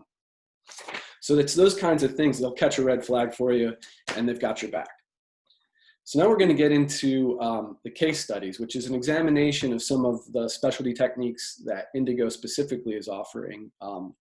Other digital printers have some of these capabilities, but again, this is where we're narrowing the gap between digital and offset. Mike, as I've mentioned, sent out some sample materials that we'll be referencing during this section. The first category we want to talk about is white ink, and Liz will give you a little bit of background on that. Yeah, so white ink that's actually for digital printing, it's actually been around for a while. We've actually had this capability for about 10 years now. What's surprising to me is that not a lot of printers have adopted this for digital, so we're still one of the few print shops in our region that offer it. And although it is a really cool effect to print white ink on a dark stock, we can also layer different opacities, so you can have a dark white ink, and then just one shot would have kind of a lighter, so you can kind of give it dimension. But what we've found white ink most useful for is kind of using it as a tool to do other things, which we're going to discover, we're going to point out later in the demonstration, that we use white ink as a tool for like putting white behind CMYK so that it pops more, or you can see the ink on a dark stock. We also use it in our foil process, and we also use it in our metallic ink process, which we're going to talk about later. So white ink has a lot of uses. Yeah, so the first sample some of you may have is this white ink plus CMYK. It's actually printed on the blue recycled cotton Mohawk Renewal that Jill showed earlier. By using white ink, it opens up this whole new spectrum of papers that have texture and color and just so much more richness to them. And you might be asking, well, why do I need white ink on this? This is what that piece would probably look like without white ink. It's dull, it loses its vibrancy and a lot of its legibility. So white ink in this situation is creating a base layer behind the CMYK and really allowing that vibrancy to come through. This is, I'll break this down, and we'll get a little technical here, but this is where the file prep comes into play with it. So you'll see on the left, that's the CMYK layer. And then on the right is the white ink layer. In your InDesign, this is InDesign, I set up however many layers I need, but this layer 1 is my CMYK, and then I've got a layer called white ink, which keeps all of my elements separate. And you can see this is going to be underneath of the CMYK, and then in some areas it's going to just not have anything printed, like the stripes, and that's where it'll just be white. So the next piece of this puzzle is naming the swatch correctly for the press to read it and print white ink. So what you need to do is create a new swatch. You can name it in the swatch options. It has to be called HP White 1 with upper and lowercase like this for it to be read correctly. Has to be marked as a spot. It can really be anything you want it to be down here in the values. I just set it at magenta so that I can, quickly see what is printing in white, but it could be whatever. And then one thing I am guilty of forgetting a lot is checking this one box to make sure this prints correctly. So in InDesign, you go into Window, Output, Attributes, and you must have Overprint Fill. And that is so that you're getting the right layering in the file on press. If it's a stroke, you want to have that checked there too.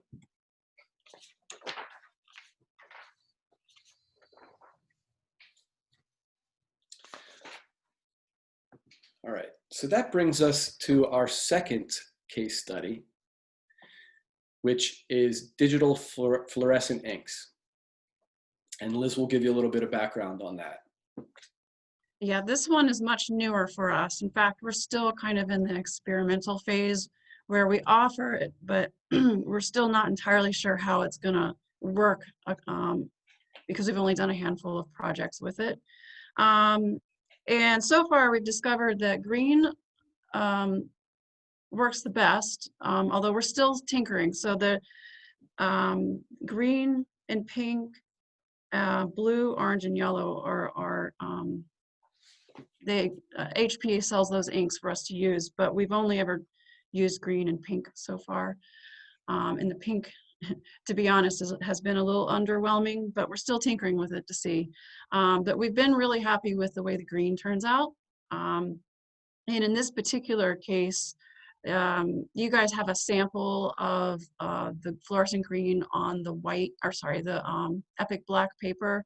In this particular case, we use the white ink underneath the green to make the green pop. Otherwise, the fluorescent green actually would be pretty muted.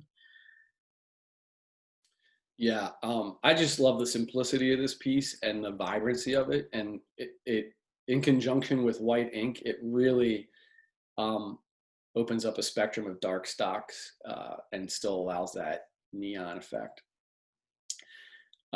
This was another piece that actually sparked our talk today. Mike got this piece for a Production Club of Baltimore event that we were going to have this past April, which I mentioned at the beginning of the talk.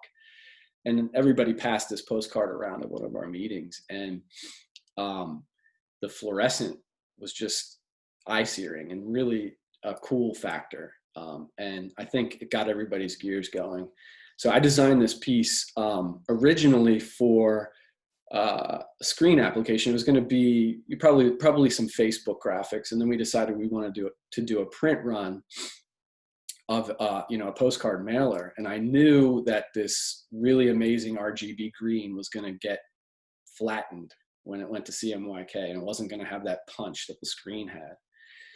And I think this is a good opportunity to talk to students about the different color systems, RGB, CMYK, spot, and talk about their limitations, talk about how to leverage them, and how what you see on screen is not what comes off the press, especially with some of these brighter colors.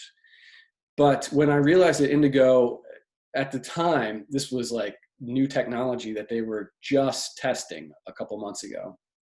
And I saw this and I was like, oh man, we can really bring this green to life now in a small quantity. We just ran a couple hundred of these.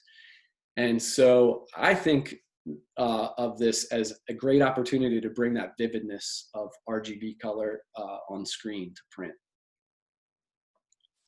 As it peaked to that point, that screenshot or that picture of it there, everyone, that does not do that card justice. That thing popped. It was beautiful. Yeah. Yeah.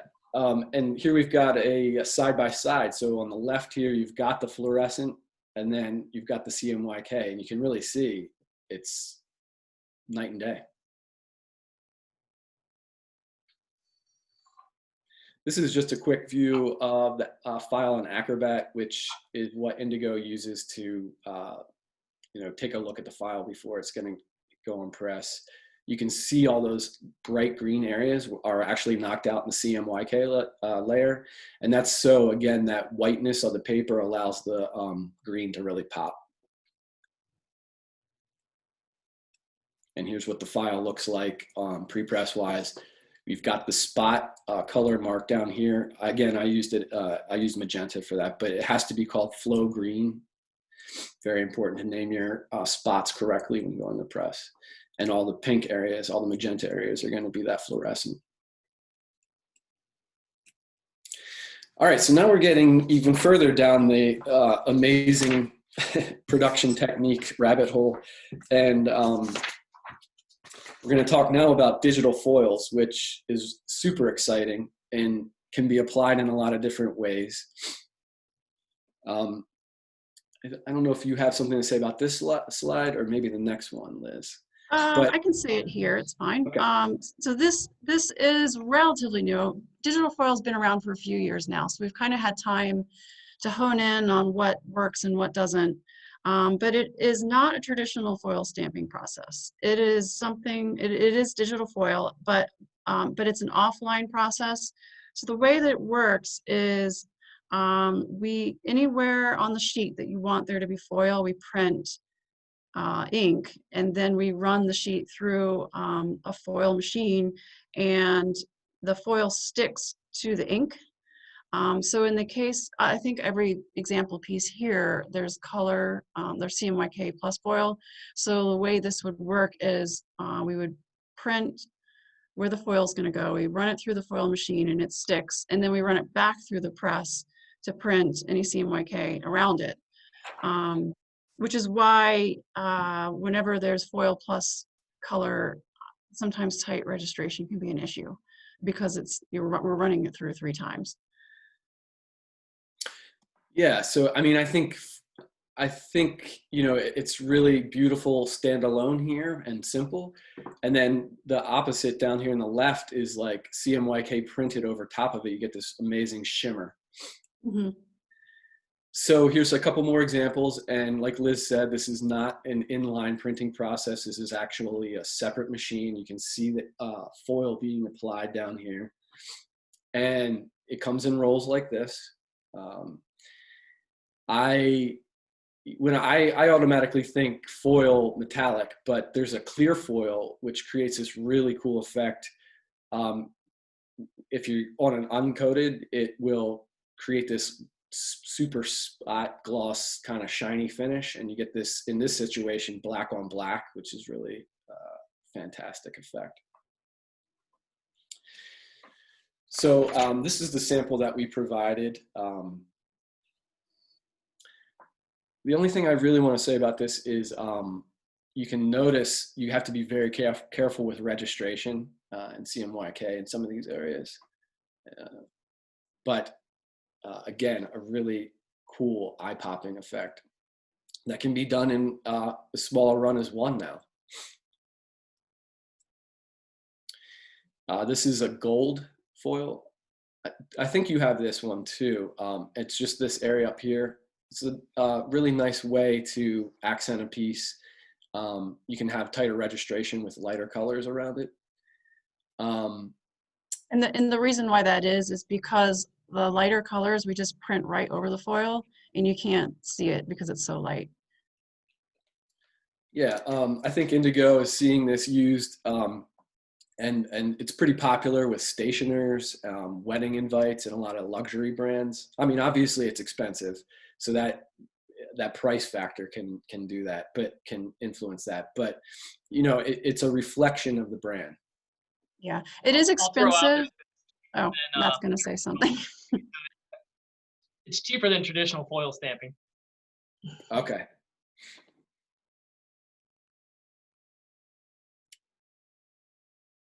And then the last example is the clear foil, which I just mentioned, the black on black image back there. But really, it can be applied in a lot of different ways. And it emulates a spot gloss finish.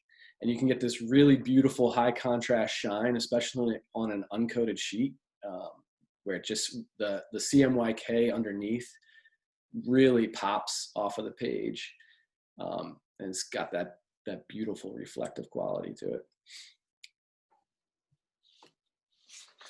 And that brings us to the final section, number 4 case study, which is probably the newest feature at Indigo Ink, and that is the digital metallics.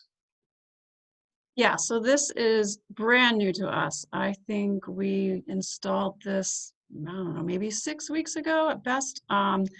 So this is brand new, not only to us, but also to the digital world in general. HP just released it this past, well, they released it, maybe it was April. I mean, it's been very, very recent. And I actually don't know of any local printers that currently offer this because we were hoping to get some feedback from other people, and that's been tricky. So I guess we're going to be the ones giving feedback to others.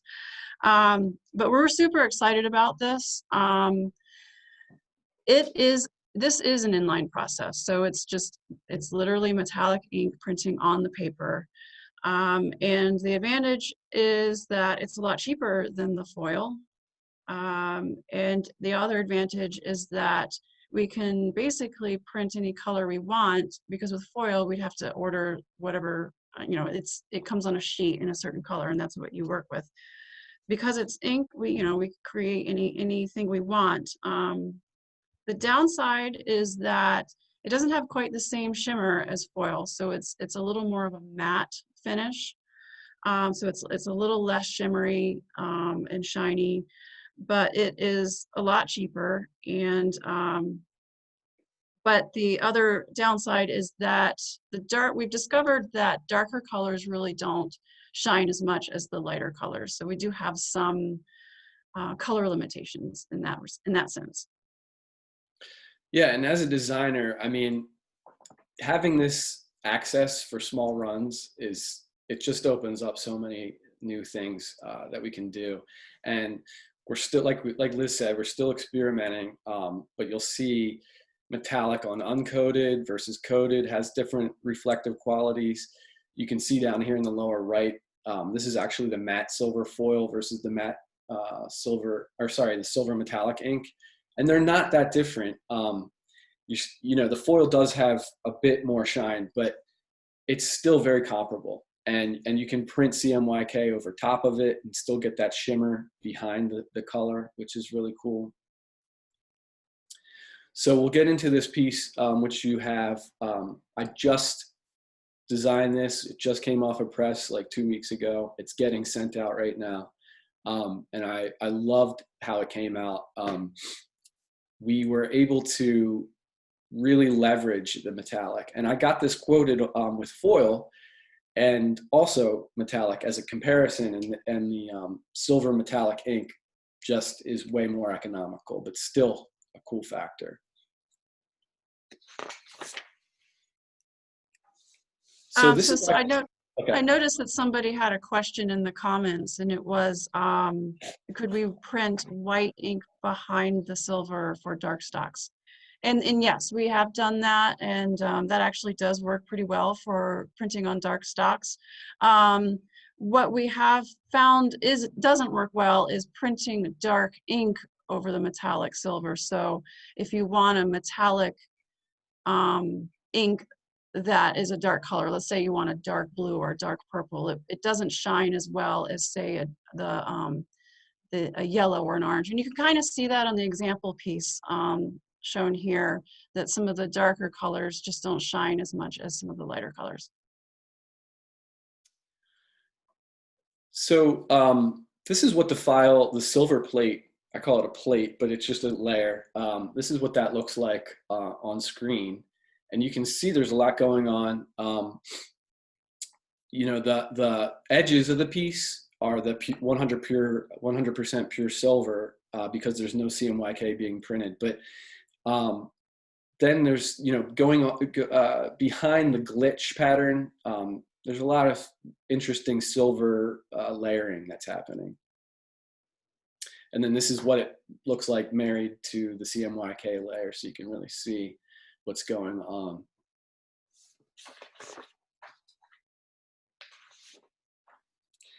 And here's the pre-press view of it in Acrobat. This is still so new, they haven't even come up with a different name for it yet, the spot color. We just called it HP foil, even though it's not foil, it's metallic ink. But you can see the interactivity and the overprinting that's occurring here.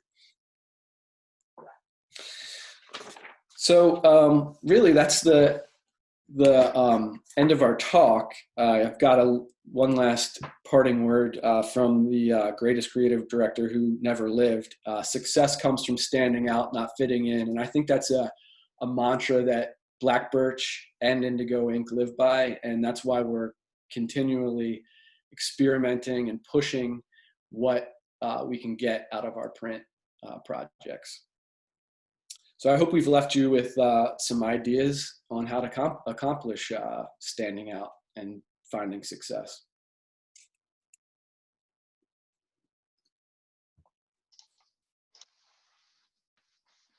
Guys, that was great. Thank you very much. One question I saw here early on in the chat. Pete, what was the quote that you had at the end of your little video there for Black Birch? That was just something that I made up about the mantra of my design studio when I first started. I wanted to communicate that every project is an opportunity to stand out and not just do the cookie cutter or what's expected. And what I try to apply to almost everything I do is be unexpected. And finding a printer that can accommodate that and facilitate that is essential for your print project. Awesome. So I see Matt joined us. Matt, how you doing? Doing great. Thanks for the opportunity. We really enjoyed it. Absolutely. Thank you guys. Anyone have any questions while we got all these guys here with us? Yeah, message. Somebody did mention black light in one of the questions. I'm pretty sure, I don't know 100%, but I think HP does have a black light ink. It's an invisible ink that you can see with the black light. Never tested it, but I know it exists. Pretty sure it exists. What? I was gonna say I brought this over. This was from this is from Xerox last year. They were demonstrating their fluorescent yellow. It came with a little black light, so I was shining it on the green cool. to see what it looked like. Did it work? It did. It popped a little bit, okay. yeah. Now I had a question, but you had answered it. So this piece, that's white underneath of the fluorescent green. Mm-hmm. Which piece? The registration on that is phenomenal. Yeah, a lot of the time, press is really good.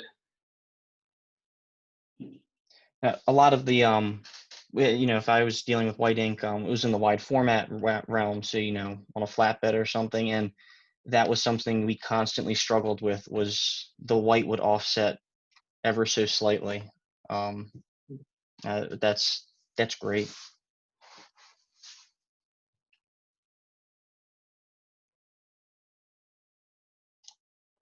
Any other questions, comments, concerns? Pete. Yep. When you talk about capabilities of your device, I think, would it be better from an educational standpoint to call them look out for the constraints, especially in a high school classroom? What it can't do rather than what it can do. Your printer? Yeah, your output device or your. Yeah. Yes. From that standpoint, I would say things like sheet size, and that's always good to know, because when I design like a lot of posters or brochures that fold out, and you're designing with blinders on with your InDesign or Illustrator file, where you're just looking at your canvas of the panel.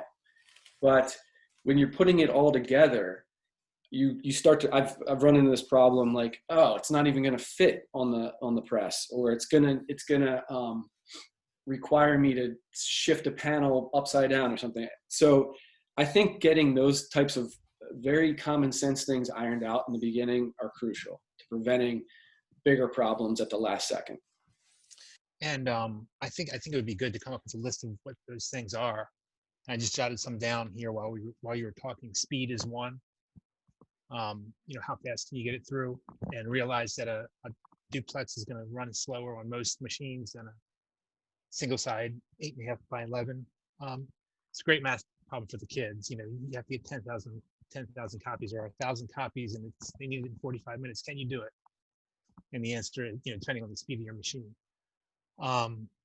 The size, maximum and minimum, I think would be a good one to know. The thickness of the stock and whether your printer can handle it, and whether you need to do adjustments in your printer driver to accommodate that. Huge one, front to back registration. Is it capable for your machine to do front to back in a relatively good way? The brochures that we did for print ed, Mike tried to run it through our copier, and it didn't back up at all. And it was on coded stock, so the machine isn't even supposed to do coded stock. So what Mike did was he ran the first side and then flipped it over, and kept the same gripper edge and sent it through, and it worked perfectly. So being able to adjust for different things, you have to know what they are before you can adjust them. And then the paper, the paper and the paper size. If you're going to do a bleed, you have to have some way to trim the sheet. So if you don't have a cutter, you can't do a bleed, or it'd be more difficult to do. You have to send it out somewhere. So when instructors are dealing with jobs that come through their door, they should be armed with a constraint so they can say, I can do it, but I need this, or you need to change that. We can't do a bleed. I know a lot of instructors get blindsided when they jobs come through the door from their their administrators come through the door with a job in their hand, and it's a signal to run to the nearest exit a lot of times. So like I said before in the beginning of this our sessions, Mike and I can evaluate a job for you, and based on the constraints of your equipment, we can tell you if it's capable for you to do it or not. And sometimes it's easier for you for us to say no for you than it is Right. for you to say no. So we've got your back as far as that's concerned. We can give a nice objective review of whether it's possible to do that job or not. There's a couple questions that popped up, and I can hit them real quick. We don't have a basic project that students or schools could create, but if it's something that you are interested as a group, we could come up with something fun. We probably best to do that offline after this meeting via email, but glad to come up with something. And Matt, I was going to say, I can get with you guys and we can come up with something. We can put it up on our drive, and yeah, that'd be great. Yep. And then Glenn mentioned that, this is beyond the scope of what you deal with your students. We definitely appreciate that. We noticed throughout the years that even college grads send us files that don't have bleeds, the basics. So if that is all they get, bleeds and margins and the basics, and then we can help educate after that, then it's still a win. And then Marie mentioned the kind of whole concept here is that you have an idea, you create a paper dummy, and you kind of work from there. That's what we're saying as a whole this process is, and to get the printer involved to kind of just see what's possible outside of what we think we might know. Yeah, and I understand that this may be over the heads of a lot of people, but I remember back to when I was a student, and it was seeing some of these really amazing production techniques. At the time, they were only offset, but that's what really got my imagination going. And so just trying to inspire some creativity or thinking that print can go beyond is really what I was getting at with this. I also saw Yvette mentioned, asked if there was an online quote or invoice simulator. Indigo has this really great new online portal that you can go in, and you can either choose templates or standard sizes, or kind of play with different papers and configurations, and it'll spit out a number for you, which is really fun to play with as a designer, because you can kind of see, oh, if I just do this, I can shave a ton of money off and be within budget. So you don't have to run around in circles with a customer service rep, or waste somebody's time if you don't have all that worked out. You can really just play around with their online shop and see what some of the numbers are, and ballpark it.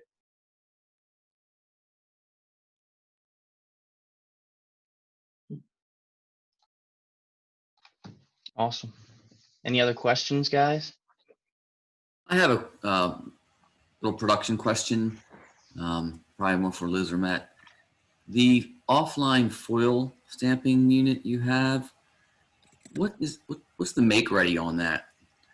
I think Liz had mentioned you could do like a one-off, but what would be the make ready on that? Well, so sometimes none. We do a lot of variable foil for our wedding stationers, like table cards or name cards for, where you're going to sit. That's the beauty of it. Really, if we set up everything correctly on the press, it works from the first sheet. Wow. Not every time, but most of the time. That's pretty nice. Yeah, it's pretty cool. Thank you. Yeah. there a lot of waste from that foil product, Matt? The downside is we have to get a roll that is the whole width of the sheet. Yeah. So for us, the more foil you use, it doesn't change the price. You know, on a say an 11 by 17 finished size, if it's a lot of foil or a little bit of foil, it's the same cost to you, same cost to us. So if you only have a little bit of foil, then it does waste a little bit. So we love designs that incorporate a lot of fun foil. Yeah. But there's very little paper setup. As Right. long as the design is compatible with the process, the first sheet that comes out should look pretty good. So there's not a lot of setup on that end. And we have tried experimenting with rolling back the foil and running it back through if the design works. We've had limited success with that, but we've done it before. Yeah.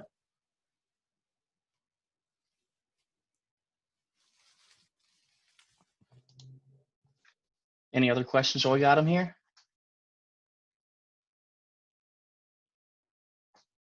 I think that's it.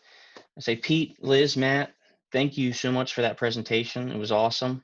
And thank you for the samples. Yeah. I would say we had such a good turnout that Paul didn't get his own sample, so you'll just have to share with me.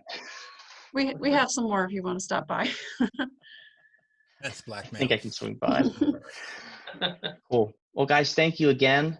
Coming up in about 9 minutes, we have Shannon, who's going to talk about mock interviews for students. So we'll take a quick 9-minute break here, and we'll be back very shortly. Thanks, everybody. Thank you. See you later. Thanks. Thanks, Liz. Thanks, Matt. Thanks, Pete.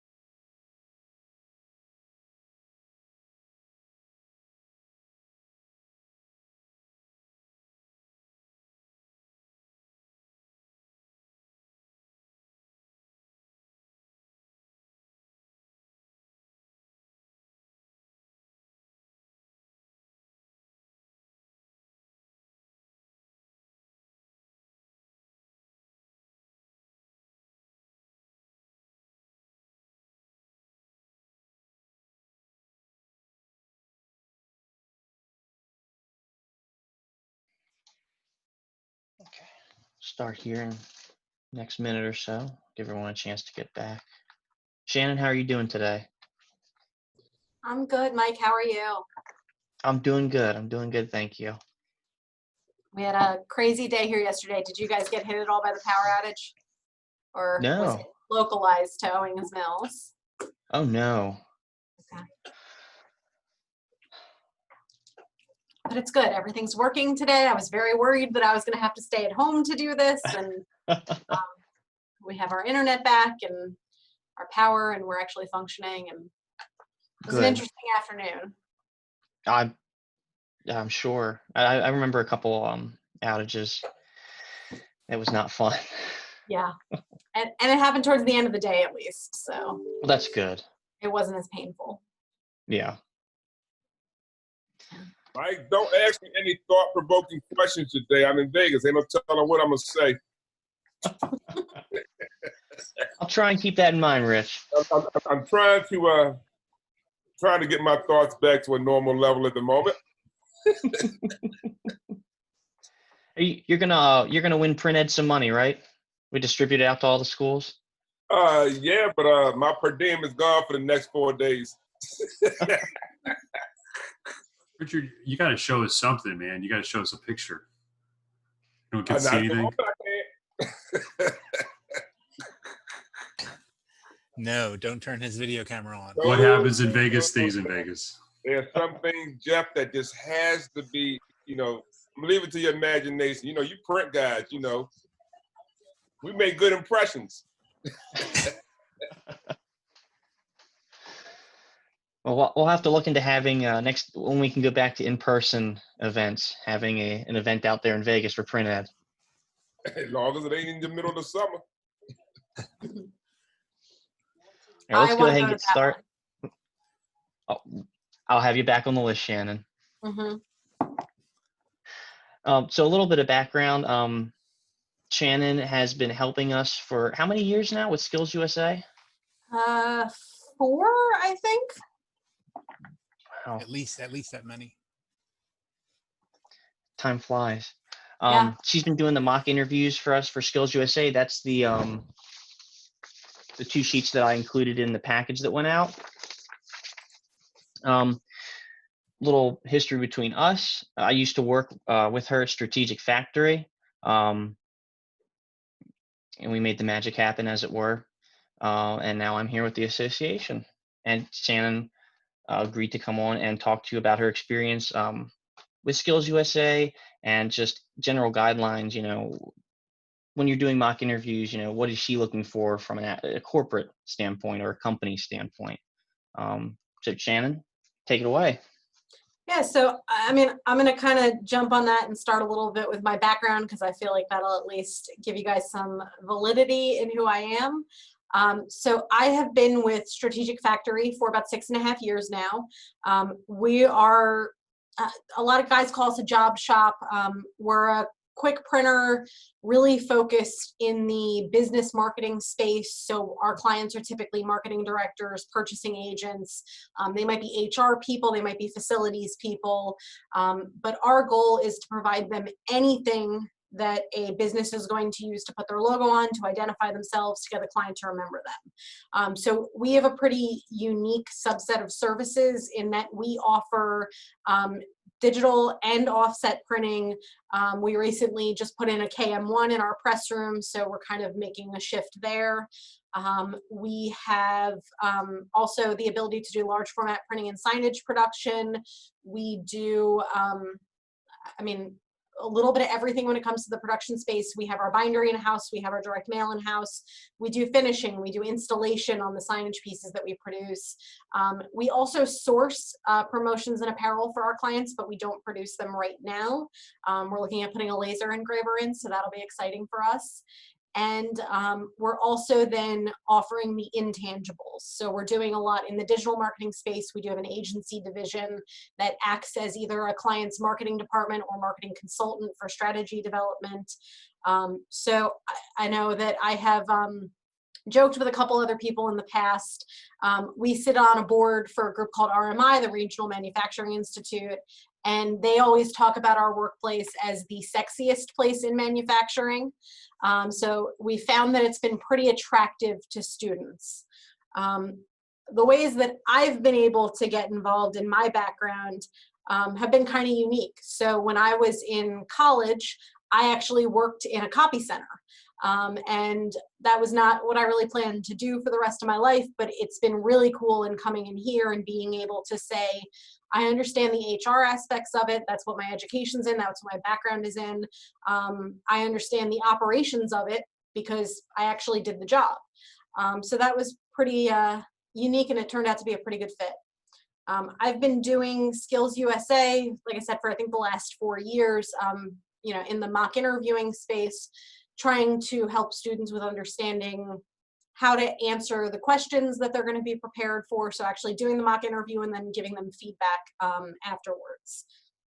So there's a couple other ways that I've worked with print ed students too. So for anybody who is local, I see a couple of people that I know. We've offered site visits for students to come out and do tours. And then we've also offered internships pretty consistently for the past 2 years with print ed students.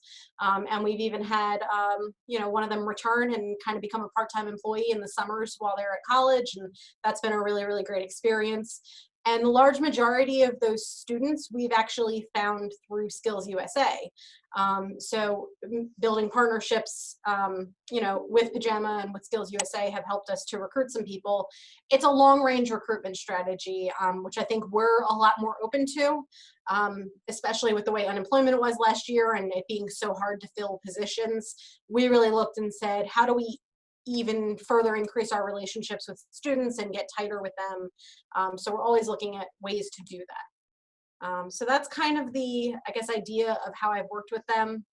I'm going to talk a little bit very informally just about what we look for in somebody that we interview, and then also a little bit about the resume suggestions, the interview preparation suggestions that I've given students as they've come out of Skills USA, or as I've had the opportunity to work with them and actually going and doing mock interviewing with the Votech high schools. I've gotten the opportunity to do that in Carroll County a couple times, so that's been a good experience as well.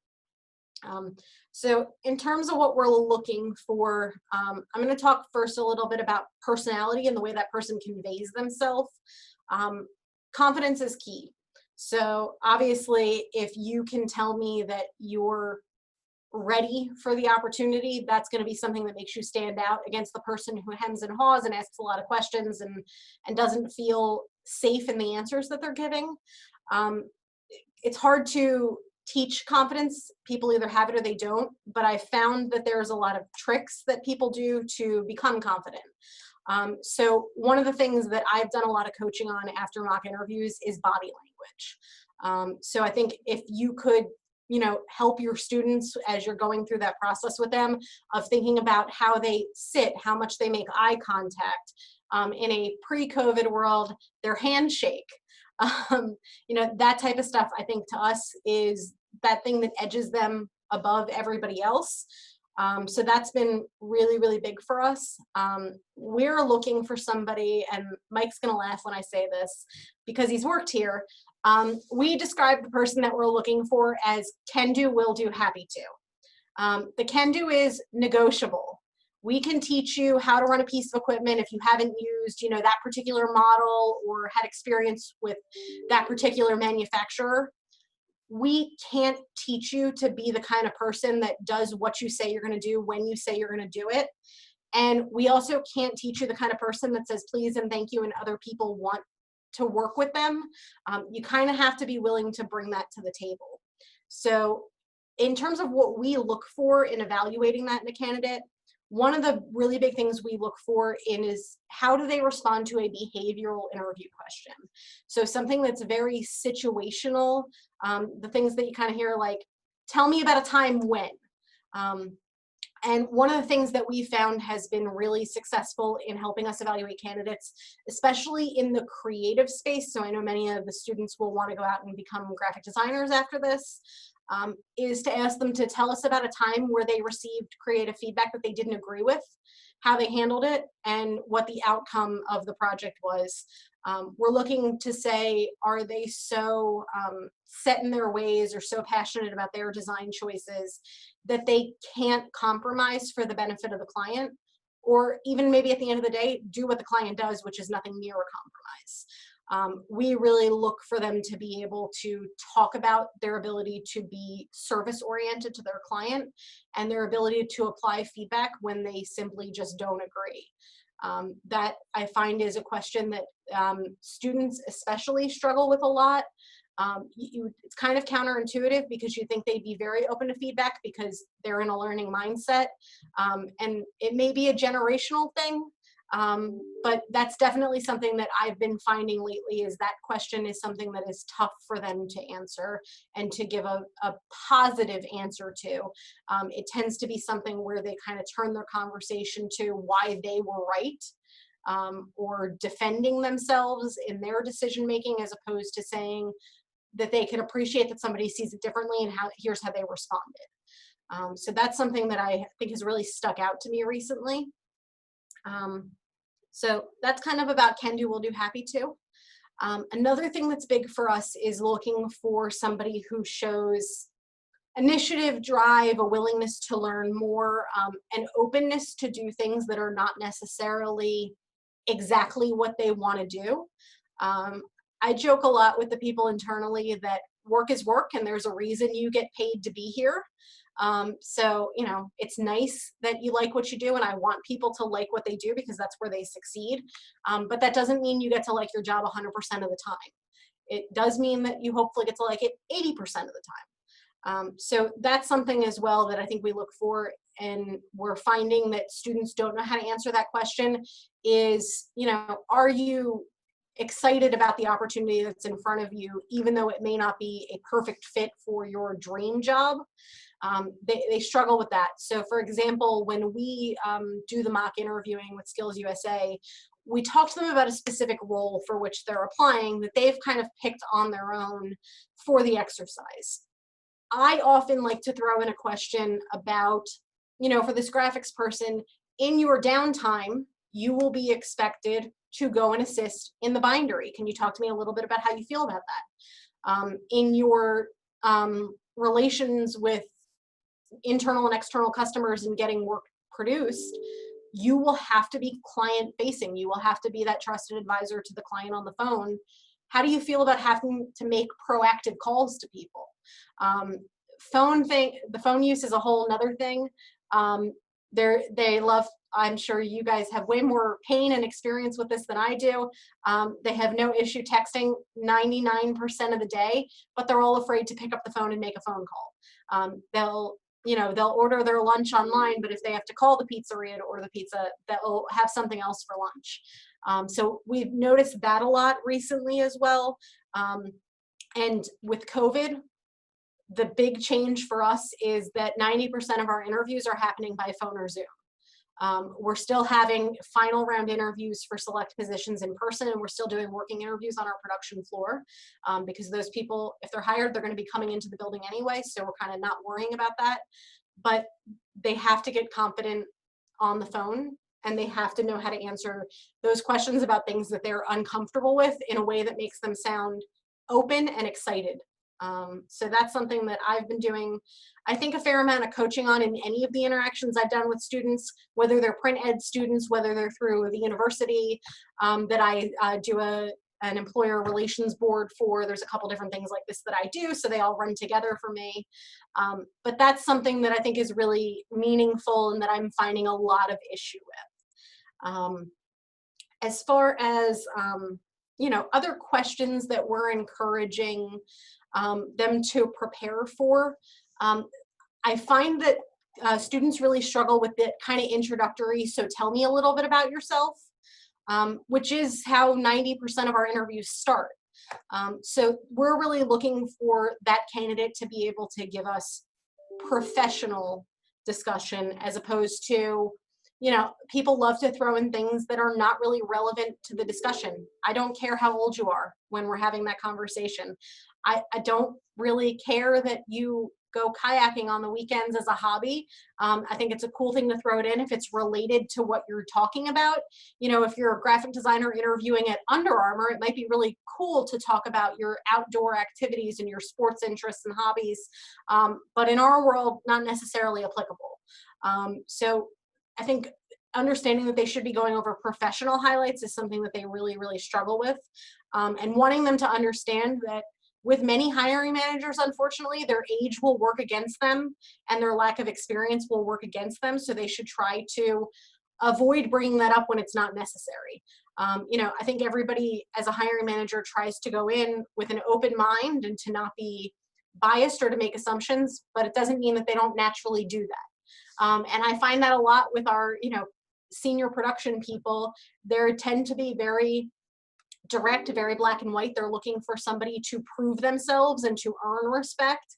And somebody sitting in the room and talking about, you know, the first thing out of their mouth is I'm 18. That kind of sends the wrong message. You know, we may know that person's young. We may tell from their resume or from their experience that they list out on their application, but we don't need to call any extra attention to it. So I think preparing them to say professionally, what is your introduction or what's your kind of 30-second to a minute commercial about yourself would be really huge. The people who do answer it by giving the right type of information, their weakness tends to be that they go on for 3 or 4 minutes. And we're looking for kind of a quick overview. So brevity is something I find that students struggle with a lot. And I think it has a lot to do with nerves. They kind of end up with word vomit because they just want to fill the silence. So that's something as well that I've been doing a lot of coaching with when I'm working with students, is to tell them, hey, this should be short. And I actually, for what it's worth, I have an egg timer that I bring when I work with the college students for the board that I do. Literally a 2-minute egg timer. I took it out of a board game, and I tell them, if you're still talking when the sand runs out, like, it's too long. And I actually coach them to prepare that introduction, because that's how all of their interviews will begin, and that first impression is so important. So just a little very cheap trick that I use. One of the other questions that I found that they struggle with is, why are you looking for a new opportunity? With a student, 100% of the time that answer should be, you know, I've graduated or I'm approaching graduation and I'm looking for work in my field. Many of the students respond with why they're not happy in their job at a retail store, or why they're not happy in their job at a restaurant, because that's their background. So really coaching them to say, that's the appropriate response to that question. And I didn't mention this, and I haven't sent it to Mike yet. I do have a thing that I'm going to send to Mike that he can distribute to everybody. That is some tips for resumes and some sample interview questions and some notes that you could give students for how to prepare for an interview. So I saw a couple people taking notes. So I just wanted to throw that out there. That's great. Thank you. Yeah, if they're going to talk about, you know, the culture of the workplace or things like that when it comes to that question, that's okay, and I encourage that, but it should be based on experience, and it should be based on what they're looking for that they're not getting now, as opposed to what's wrong with the current job. So hopefully that makes sense to everybody. We're starting to talk more as well about just culture in the workplace in general as part of the interview process. The world's really shifted in the last 5 years in terms of HR philosophy, in that we should be selling the candidate on the employment experience as much as they should be selling us on why we should hire them, which doesn't always feel natural to everybody. But really getting that student to be able to understand what's important to them about a workplace, what they will be happy with and what they won't be, so that they can create long-term tenure on their resume, because that's going to be a huge indicator of success as they try to grow their career. If they're applying for that management job, you know, after they're a couple of years out of school and they want to get that first opportunity as a supervisor or a lead, and they don't stay at a job more than 8 to 12 months because they're never happy or they're not finding what they're looking for, I'm not even going to look at that person's resume. So that's something that is that's pretty key to me, is wanting to definitely see that somebody can show tenure. And I find that that's the way they get it, is by genuinely asking what's important to them and making a decision about whether they're going to be happy in our workplace. So we hear from a lot of young students that they're looking for somebody who offers corporate social responsibility. You know, so I may talk about our green initiatives. I may talk about our charitable giving initiatives. And we do a lot with that type of stuff. I also, you know, I'm fortunate in that I work for a company where I'm able to answer a lot of these things. Not everybody puts that level of investment into those things. Many of them are looking for a social workplace. They want to have friends at work, and that's very important to them. So being able to talk to them about those opportunities that we offer. So I'm really looking for a candidate who can articulate what they like, not just about the job, but also about the workplace, the environment, the coworkers. Those things are things that are pretty important to me. So that's something that, sorry, I hit the share screen button by accident. You can ignore that. So that's something that's pretty key to us. On the other side of that, I also want them to be able to answer what they're looking for from a supervisor. They're young, they need to be trained, they need to have you know, somebody to guide them and mentor them. I want them to be able to tell me what their relationship should look like with their supervisor, because people are looking for something different all the time.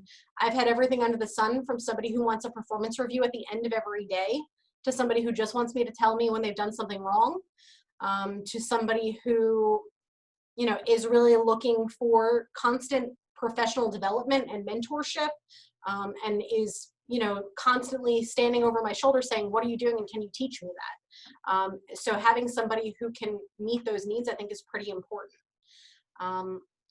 The last question that I'm going to kind of hit on in terms of the idea of going back to that behavioral interviewing is, tell me about a time when you made a mistake and how you rectified that situation, and whether they can show ownership and talk about their contribution to something going wrong.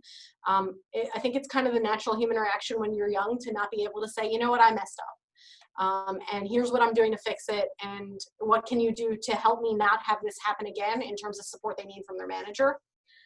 So I'm trying to pepper that into more mock interviewing that I'm doing, and see if they can use I statements when they talk about what happened and how the mistake was made, and we statements when they talk about how it was fixed or how it became successful in the end, so that I know that there's somebody who is willing to accept responsibility when things go wrong and share credit when things go right.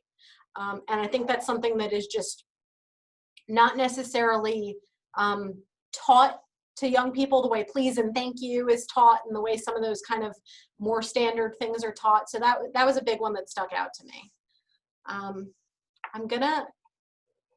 Anybody have any questions on like our questioning strategies for interviews, I guess, before I move on to my next topic? There's a couple questions here in the chat, Shannon. So Maria asked, how much would a student's social media presence affect their job opportunities? So every state has a little bit of a different law in terms of how those things work.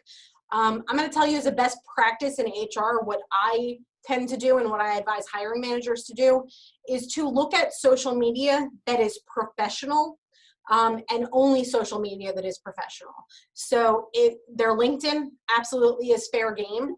And then for our marketing people, if they manage social media as part of their job, we can look at their Facebook, their Instagram, anything like that. If they're going to share their Instagram as part of their portfolio, when it comes to the design and creative space, that's fair game as well. I advise managers not to go out and kind of Google that person, because some of the things that you're going to find are actually illegal for us to look at. And some of the things are just not best practice. And part of the thing for me, especially with everything that's going on in the world today and kind of, you know, the time of the year that we're at in 2020, I don't want my hiring managers looking at anything that could be deemed to be a political opinion. I don't want that to form a hiring decision because they have different beliefs than somebody, or because they worry that person is going to be taxing when it comes to discussing the election year or whatever. You know, we have the opportunity with some of the projects that we work on to work with local politicians. And so we've had a couple times where it's blown up in our face in the past, where we've had some arguments in the workplace about politics. And I try to keep that out of it as much as possible. So we're being ultra sensitive to it right now through the election. But generally speaking, that's always what I advise. That said, if somebody does have a LinkedIn or have, you know, that professional social media that they're sharing, that's something that it should look the part. So they shouldn't necessarily be sharing an Instagram that has portfolio work and their vacation pictures. That doesn't really fit. They should have a professional side of that personal social media platform that is truly a separate username, separate identity. You know, one of the things I think that's happening now in the marketing space is TikTok, and just the whole idea that I don't want to see their production-oriented videos. Funnily enough, I actually, on TikTok, I get served videos of people operating cutters because my phone, I guess, is smart enough to know that I work for a printer. And I don't want to see that and then scroll in to look at that person's information and also see a video of them doing a dance. So that's something to me that it's got to be appropriate. I also would say they shouldn't include social media that they're not active on their resume. So if they have a LinkedIn, but they don't use it, it doesn't have a picture, it doesn't have connections. In a marketing-oriented company, that can actually turn us off from a candidate. So that's something that is, it's a touchy subject, but that's generally speaking how I advise, is keep it separate from your personal information, don't get political, and, you know, make sure that you're going to consider who the audience is when you're sharing something. And that audience always has the opportunity to be an employer. So that's the social media one. What do we have next? Yvette asked, actually, she asked a couple things. When you were talking about the mistake, you know, what's the time you made a mistake? How did you rectify it? She said, would the mistake have to be job related? So I think whenever it can be, that's ideal. But if you're talking about a student who doesn't have professional experience, if they can tie it back maybe to a group project, or if they can tie it back to an experience in working, you know, on a team, maybe they're on a sports team at school, or maybe they're, you know, tying it back to kind of their family and home responsibilities. I mean, I've heard from students who just don't have any of that experience. I've heard about chores that have been done wrong really, really effectively. Like, that answer has been a great answer. So I don't want to count it out that it could never not be work related, but they should practice for that, and they should have a good answer to kind of back that question up, because there's a good chance they'll be asked it by many people throughout their career. And second part of her question, and this is something I was actually going to talk to you about offline. She said, are you available to Zoom into talks with Skills USA members and students? Oh yeah, absolutely. I will tell you, I love this stuff. I've taken, in HR, you know, we're always looking at those personality assessments and things like that. And I did one called the Motivators Assessment, which is really cool. My number one motivator personally is learning and development. There's 23 motivators in the test. One of them is money. Money was my 23. So that tells you a little bit about me as a person. I like the challenge of trying to kind of help people grow, and that's why I'm in HR. So I get very energized by that. Awesome. Like I said, we'll talk offline. We can get something set up, and then we'll send it out to the community soon we get going there. Sorry, another question from Jerry. So, and I know you will have experience with this, Shannon, at least from the factory. What's your experience in coaching with ex-felons, and what's the suggestions that you can help them be employed? And he also asked, how do employees and businesses feel working with ex-felons? I'll say, as a former employee there, I was fine. You know, I think we had a few come through when I was there, and you know, they did their job, and they did their job well, and they were good people. I mean, that's just my, Yeah, I sorry, go appreciate ahead. that. So we had the opportunity during the first couple years of my service with the company to work with a group called the Baltimore Pre-Release Unit. There is a print program in one of the prisons in our area. And so they had, you know, a very dedicated case manager who really saw the opportunity for those people to kind of, the ones who had been through the print program, to come into our space and have kind of a real world opportunity of that. You know, when they're in the print program in the prison, they're doing a lot with printing of, you know, government forms and documents and things like that. They don't necessarily get to see the creative and artistic space.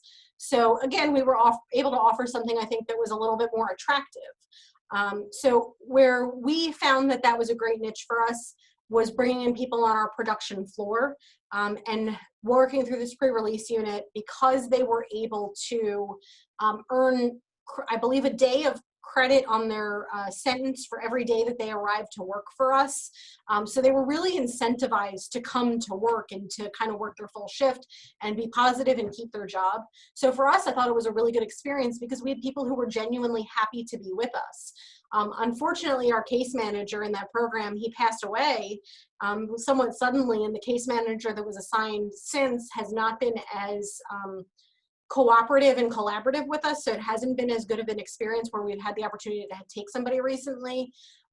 But we've been very open to it in the past, and I think that more and more employers are becoming open to it, and I think that legislation is driving us to be more open to it. So for example, if you employ 10 people or more in Baltimore, you aren't even able to ask about prior criminal history until you've already made an offer to a candidate. And that's something that is new. It's just happened in the past couple of years. And that is coming out in full force in every state. And we're going to see that as really, I believe, a federal law in the next couple of years as part of the hiring process. We also know and are well aware that there are tax credits and financial opportunities for hiring these people through the Work Opportunity Tax Credit Program.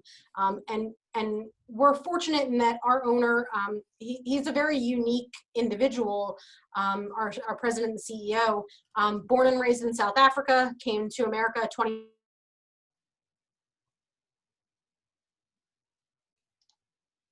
very positive perception of possibility, and is very passionate about giving second chances. So that's something that I think that he instills that in the culture and in the company. And because he's been very positive about that, and because, you know, we can talk to our finance guy and say, you know, from a risk standpoint, hey, there's a great financial incentive for us to participate in this program, so don't stress about it. And when we've had a good partnership with the person who's bringing the candidate into us, like we had with this gentleman from Baltimore Pre-Release, it was a fantastic experience. I mean, I would do it again. I definitely would for the right person. Our issue of where we kind of fell out and we're disappointed about that program was that we had a couple people who were fantastic employees, and when it came to release, they didn't live locally enough to continue coming to work. So they would get released, want to stay on, and not be able to commute into here because they were being housed in Baltimore City at the time, but their home where they may be being paroled to could be anywhere in the state of Maryland. So that was something that was painful for us. We lost a couple really, really good people through that. Awesome. Thank you, Sharon. That's it for the questions in chat right now, if you want to keep going with what you had planned. Thank you.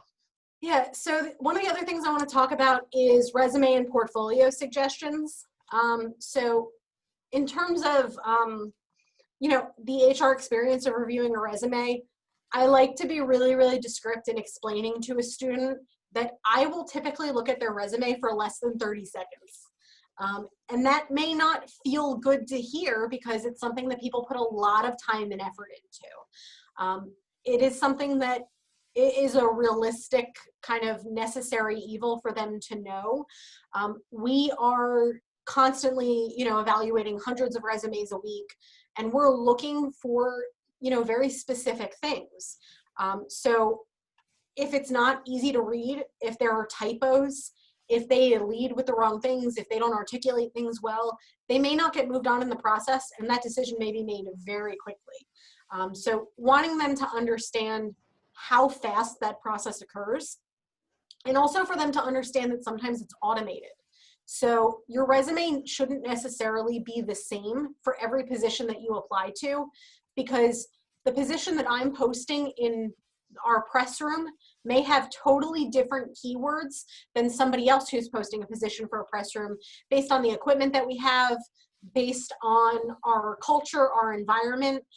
You know, we're offering a small format sheet fed opportunity. So we have NAB Dick, a Ryobi 3304. We have jet presses for envelopes. We have Press Tech DIs doing CMYK printing. And then, like I just mentioned, we put in that KM1 from Konica.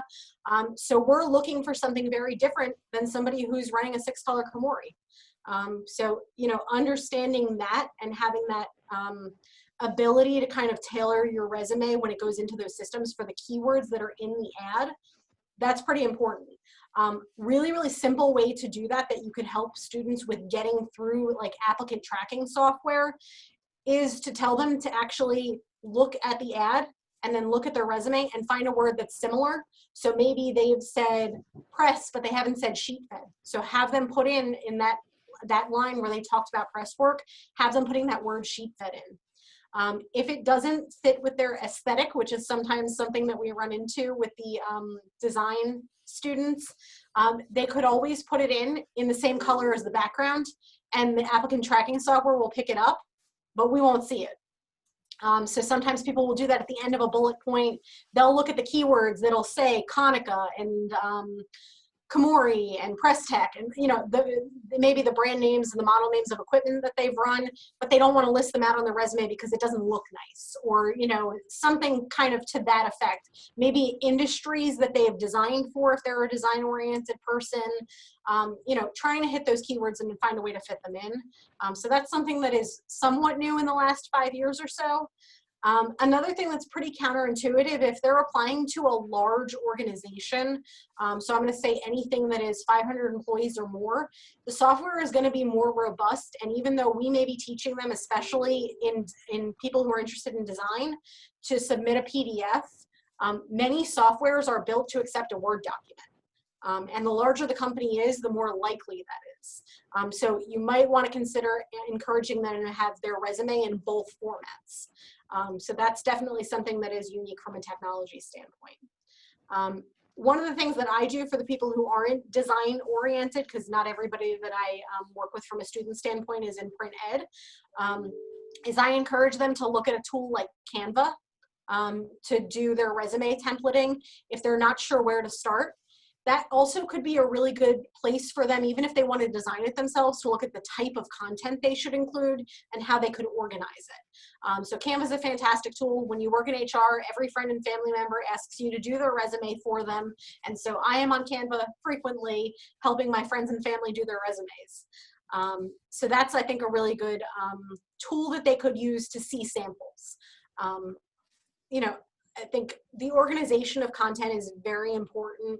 When we look at a resume, even at the student level, and we do hire a lot of interns, we're still looking for them to lead with professional experience before education, which I know is not necessarily what educators always teach. You know, I found that a lot when we're working with interns through higher ed, that they're going to the Career Center, and the Career Center is all about lead with your education, list the courses that you've completed that are relevant to the job. I'm cool for somebody to do that, but it shouldn't be first. I really want them to lead with their professional experience, because that's where I'm going to get the large majority of my answers on these behavioral questions and these cultural questions is going to be from that job they had at that restaurant bussing tables. I want to know that they have the education to do it, but I want to be able to talk to them about real life experience of having a boss and having customers and having kind of chores and responsibilities and tasks to get done. And I want to see that opportunity first. And I would say that generally speaking, 95% of HR professionals would align with that. I'm not going to say everybody is work first, education second, but most of us are. So that's definitely something. When they talk about education though, and I do want to see it, it's very important to me, when they're somebody who's not going to move on to a four-year institution, I don't want to see their high school graduation date, That's something that people get wrong often. In many other countries in the world, if they're kind of Googling resume templates and they end up finding CV templates instead of resumes, that's a really common thing to list your date of birth, your dates of every graduation that you've ever had from every school. I only want to see high school and above. If there's somebody who's completed college, I only want to see college and above. And I only want to see dates on degrees, not on high school diploma programs. And then dates on certifications. So if the kids are getting print ed certified, that's where a date should be, as opposed to a graduation date where they're listing out their high school education. Again, it could send the wrong message to a hiring manager about how much experience somebody has or how young they are. Not that I don't want them to be honest about a lack of experience, but I don't want them to get stopped by a piece of technology or by a manager who's maybe got a vision in their head of what they're looking for. So that's a big one. Headshots on resumes, I'm in a position where I advise against it currently. I think that especially in the creative space, so people who want to become designers, they want to become marketing professionals, it's really, really common.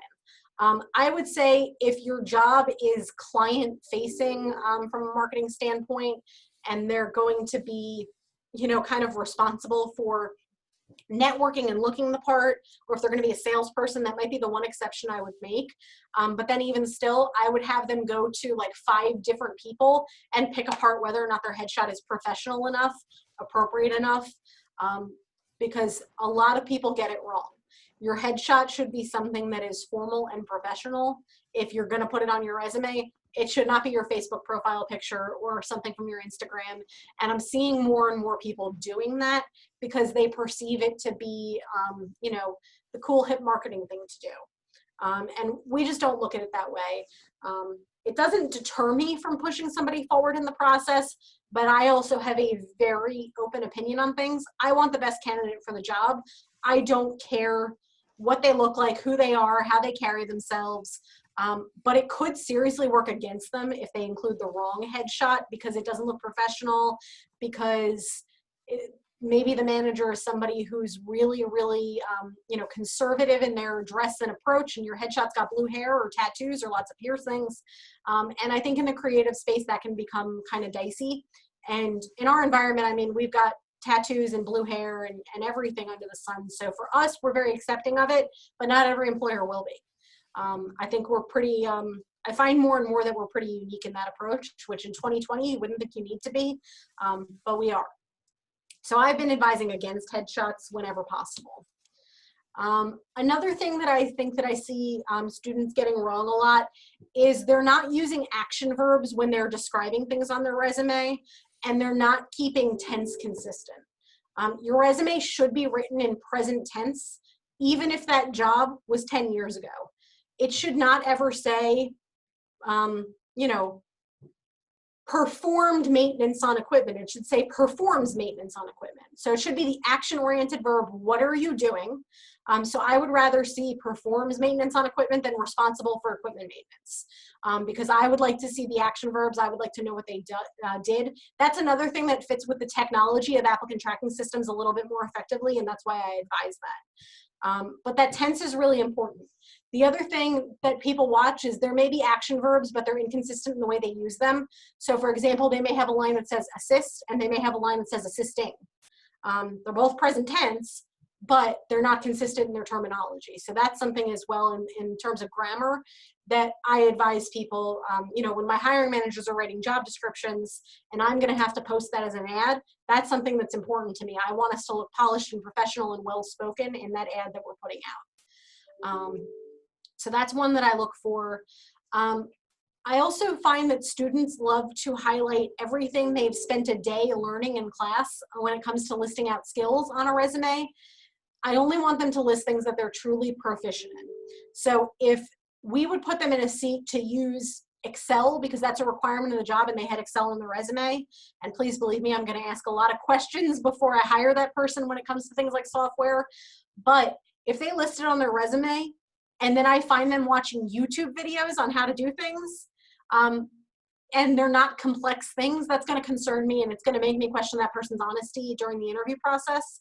I would much rather prefer that people be honest about what they don't know so that I know what the training gaps will be.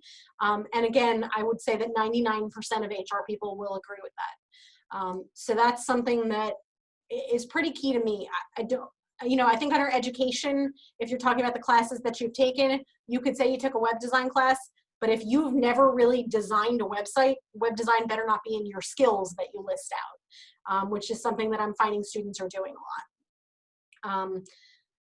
Having somebody else proof it, to me, is huge. There's many people who just don't have somebody else take a look at it. I think that many people, you know, they know somebody who does this for a living. They're a recruiter, they're an HR person, they're a hiring manager, they're a writer.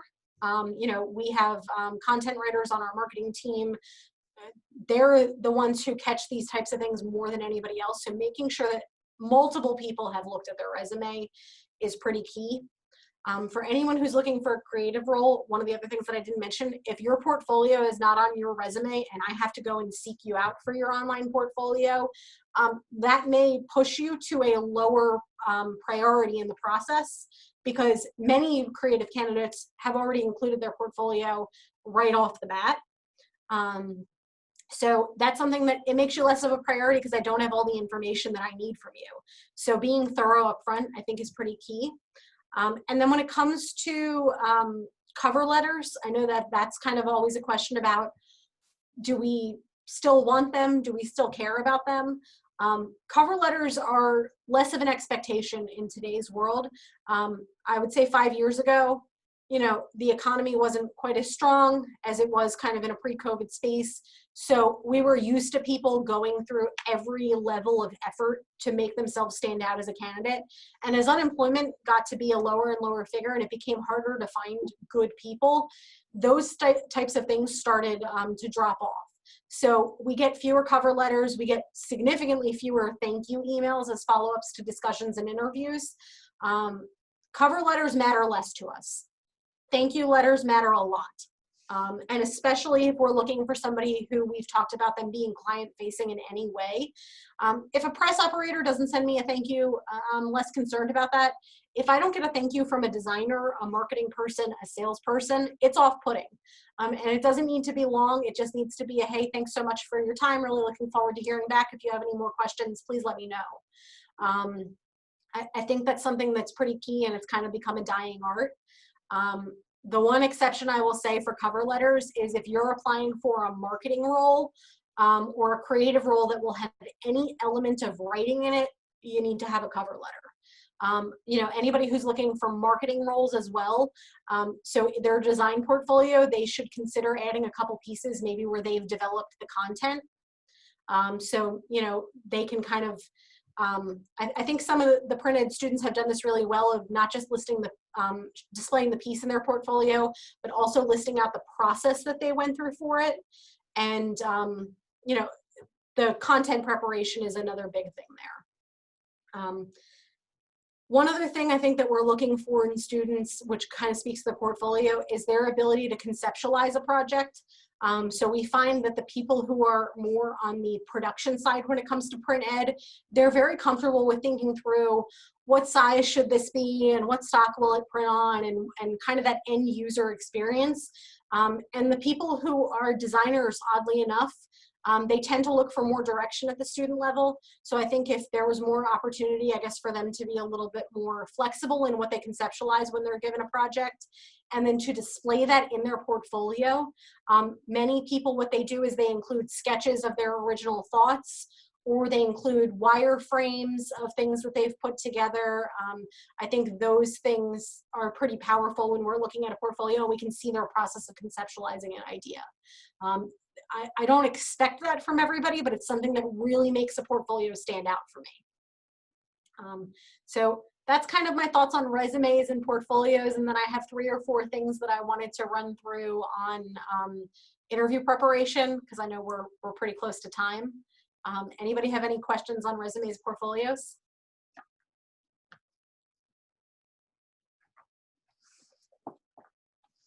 I put it in the chat. Since our kids are learning about design and printing, I know you said that, you know, if they just took a class, but they're not competent in a certain thing, but so, you know, we're teaching InDesign, Photoshop, Illustrator. Do you want to know their proficiency levels? Do you want to know what types of projects they've done and created? Yes, so I think that they can put that out through their portfolio pretty easily, but what a lot of people are doing on their resumes now when it comes to those software is they're doing little like progress bars in terms of how skilled they are in something, and I think that's awesome. And to kind of give you a good idea on that, I really, really think that it's important to look at that that skill set of those softwares. We're looking for students who can demonstrate very strong skill in InDesign. That's something that our designers are living in for most of their day. Illustrator and Photoshop are important, but InDesign is key. So if they can demonstrate their ability to use InDesign and do a lot of text-heavy pieces, because that tends to be what a lot of our work is, in their portfolio, that's huge. To me, they should go together. And I think that InDesign is a little bit different for me, Adobe, the whole Adobe software in terms of their experience. Because they're getting educated in it, they're using it every day. So it is something that I would say is a skill. As opposed to, you know, Excel that they took in and used for 2 or 3 weeks in a computer class a couple of years ago, and they're not using it on a regular basis. All right. And the other thing is, I do make them include the design process from thumbnails to complete. Would you like more than one sample, or is one sufficient? I think one is sufficient. I think one of the things that we've seen actually recently with a candidate this week that we're looking at making an offer to, that was really cool to me was it was a logo project, and she actually showed sketches of 4 or 5 different options for the logo, then kind of going through the process with 3 of them, then narrowing it to 2, then narrowing it to the final one. So I thought that was a pretty unique opportunity to see how she conceptualized things too. And it gave me multiple examples, but on the same project and on the same page of the portfolio. Thank you. So we got one more question here in chat. Are references still important to you? They're not important on the resume. They are important if we get to the offer process. So I don't need somebody to take up space on their resume telling me about their references when they can tell me about their skills. And they can tell me about their results, especially with those skills. I think is something that really makes resumes stand out. When they can tell me how they improved something or what they did, I can call you and ask you for your references at any point. When we do look at references, generally speaking, it's because we're making a decision between 2 candidates. We're not necessarily calling references on every candidate that we interview. It's typically something we do when a manager has a coin toss kind of decision.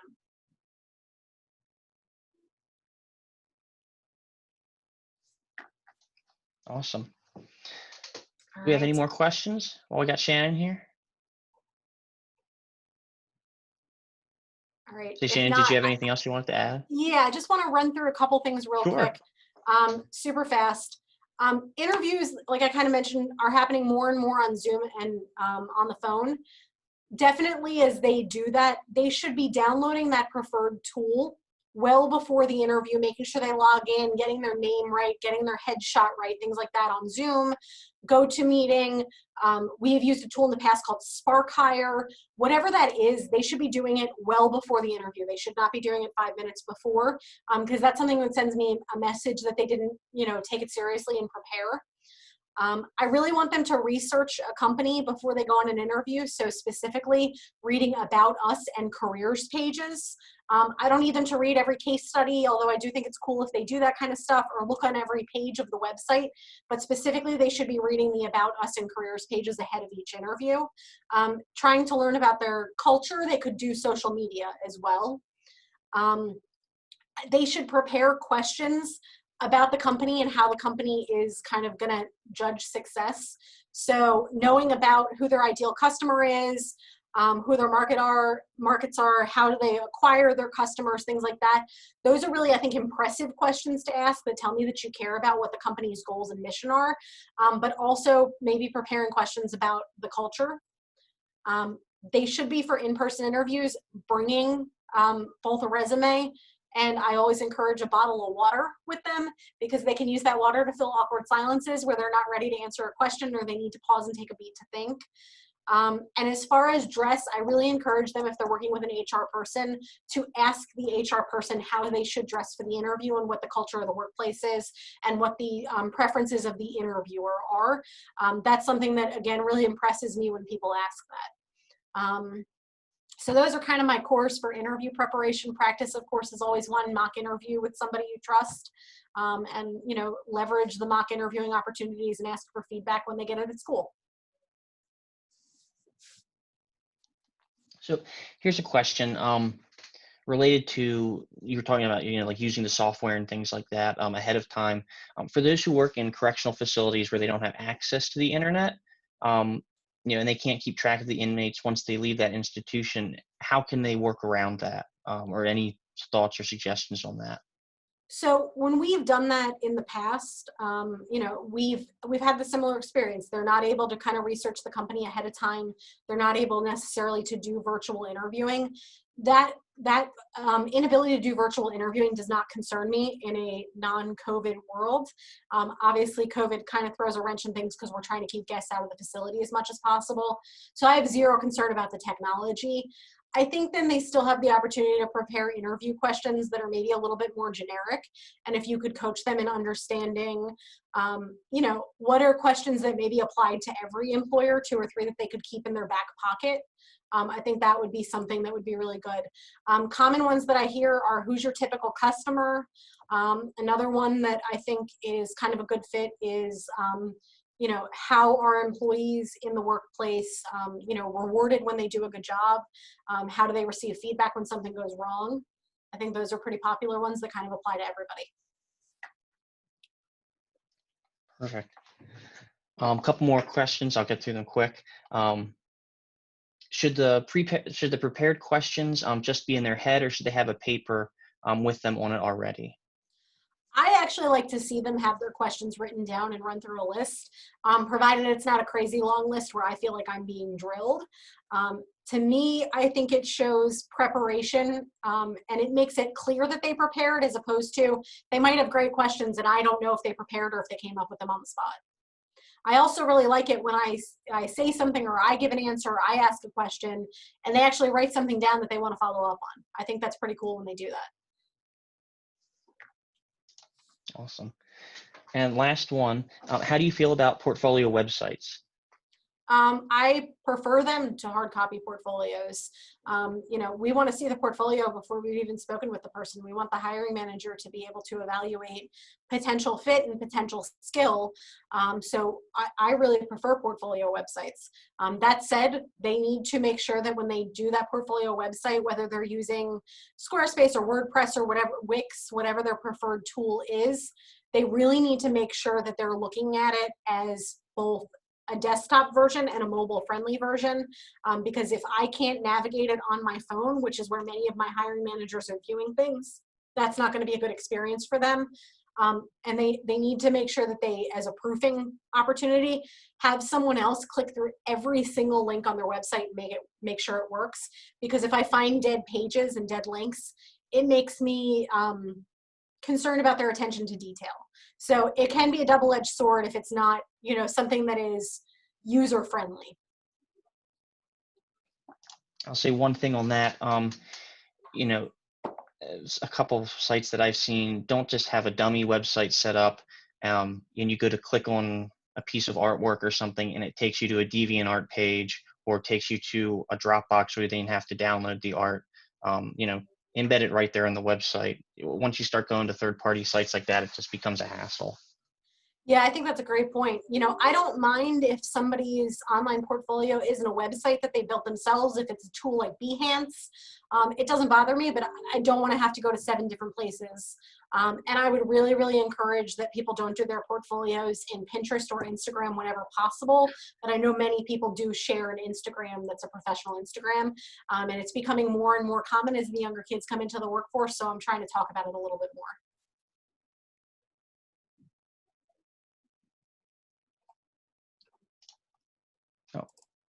Carol, you're muted. I don't know if you're asking.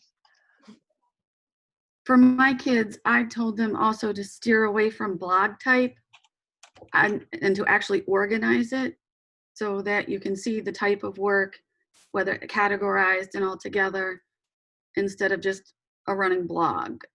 I hate Yeah. not being able to find things. I agree with that. You know, I think that we are used to looking at blogs when we're vetting marketing people. So much of the portfolio tells me how that person designs and organizes content. And they're not really going to have the opportunity to be producing work that's going to look like a blog in our design department. So that's not something that I necessarily want to see. I want to actually be able to see how they organize their content and what their thought process is behind that and their attention to detail on that. Thank you. I was going to say, I hate to cut it off, but we are hitting the 12 o'clock mark now. I just, real quick, Dana asked, is there any recommendations for a good portfolio website? If anyone has any, please feel free to throw it in chat. That's something that we also we'll gather some information on, and we can send that out in a separate email. Shannon, thank you so much for coming on here and talking about everything. I'm going to say, guys, if you have any other questions, I'll have her email and a link to Strategic Factory's website on the follow-up that I send out for the conference. I mean, Shannon, do you mind if I give them your email? Not at all. Happy to answer any questions. And Mike, I actually just sent you the email with the handout that I made, which is not beautiful. I'm not a designer, so don't judge me. I used a template. But yeah, I'm happy to give my contact information to anybody. Perfect. Well, again, thank you so much, Shannon. Here, we'll take a 5-minute break, and we'll start around 12:05 for the distance learning roundtable. Anyone have any questions or anything in the meantime? Yeah, cool. Thank you, Shannon. See everyone back here in about 5 minutes. Bye, guys.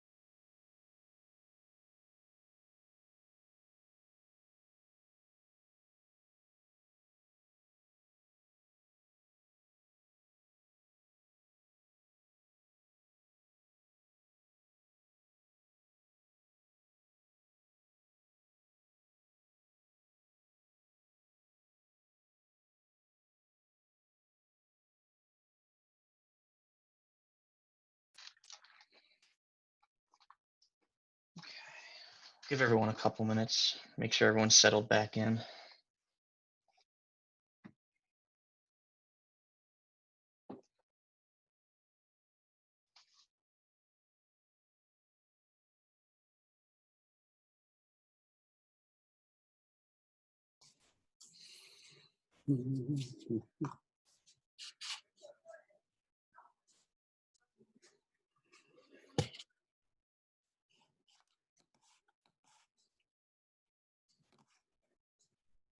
Yeah, Richard, you had an opportunity to take your class to Strategic Factory a couple years ago, didn't you? If he's there.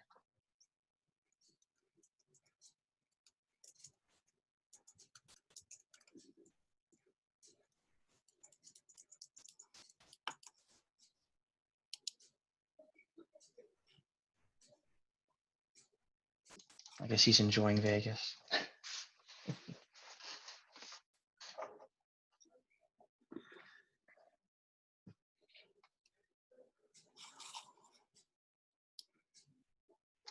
Oh, yeah, let's jump into it then. So this last session, no real specific speaker. We just kind of wanted to get everyone together and talk about, this school year obviously has been very different than anything else in the past with COVID.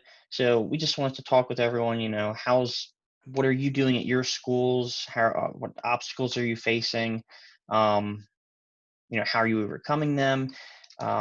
See if one, we can get information that we can help, share to help everyone. And two, what are you guys looking for that Print Ed can help you with on that side of distance learning? Because no matter what happens, I don't know if we'll ever go back to that same sort of sense of normalcy, as it were. I feel like this digital portion is always going to be starting to play a part. So any way that we can help, we want to be able to. Paul, do you have anything to add on that?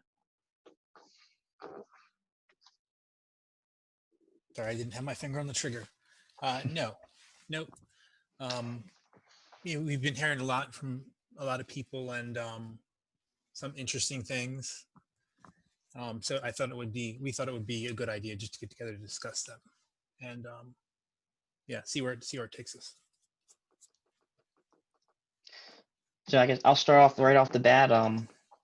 What does everyone's classroom look like right now? Is it completely digital, or virtual? Is it, we've seen some split classes, or we have classes where everyone is in the classroom. So what's everyone's world looking like right now? So we got Glenn, 100% virtual. Jeff Sharp, Howard County is virtual until January. Laura, completely remote. Oh, okay, starting next week's a hybrid. Half and half, virtual. One building per day, okay, hybrid. It looks like right now it's mixed between 100% virtual or it's going to be a hybrid. Hey, there's Richard.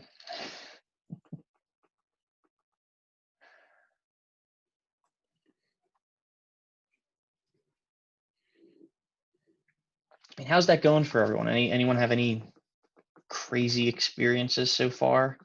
It doesn't have to be, I don't want to say professional, anything you just want to get off your chest. This one time the student did blah, blah, blah. Michael Bourne, I'm looking at you. You had a smirk there. I don't have any crazy stories, but I have crazy stories, but not about my students. So we started back, it's been like 4 weeks now, bringing the kids back into class. Of course, they can choose whether or not they come back to class. And about half of them, maybe 60% of the students are coming back into the class, but they've split that 60% into 2 groups.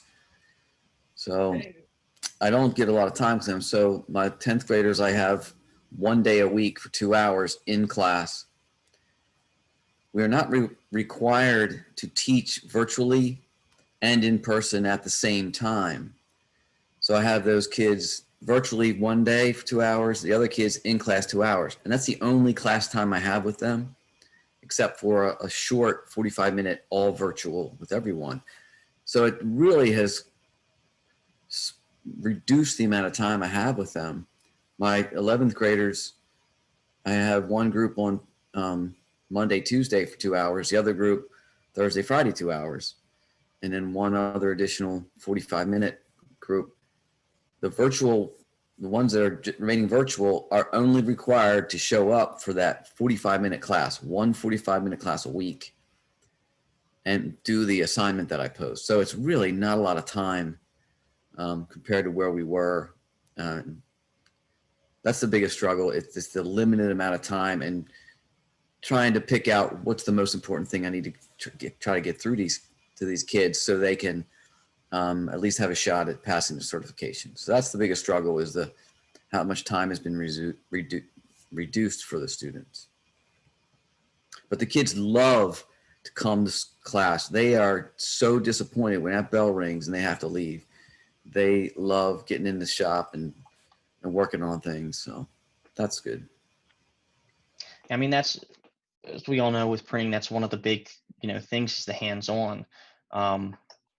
Unfortunately, you can't really show someone how to run a press in general, whether it's digital offset, flexo, letterpress, anything virtually. I mean, you can show them videos or you can show them a demonstration, but you can't have them there turning the ink knobs or loading a feeder or anything. To your point about the limited time, Carol said that not being able to cover the curriculum in full, it's just, to put it bluntly, it sucks. Glenn, you said only 90 minutes per week per class. It's just everything's been sort of condensed now. And we're talking to you about the limitations of Chromebooks. That's one thing that we, even after our last our summer conference, that seemed to be where everyone was heading in the direction of, was Chromebooks. And yes, they can access the internet on it. Unfortunately, they don't, the school's not thinking about, can they access the Creative Suite or run any sort of the, integral programs that would work with these, classes and the curriculum and things. Just read chat here. Mike, yeah. What about grading? Grading schemes that you guys have to, or is it your regular grading policy? How do you get assignments in? What kind of time limits do they have? I mean, I would imagine just getting the instruction on the screen would be hard enough without having to have a comprehensive grading scale. So how about grades? How do you determine grades?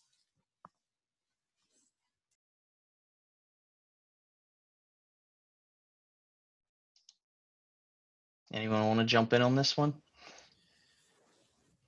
I'll jump in. I mean, the grading policy reverted back to normal. It was like no one can possibly fail last spring. But now the grading policy is all normal.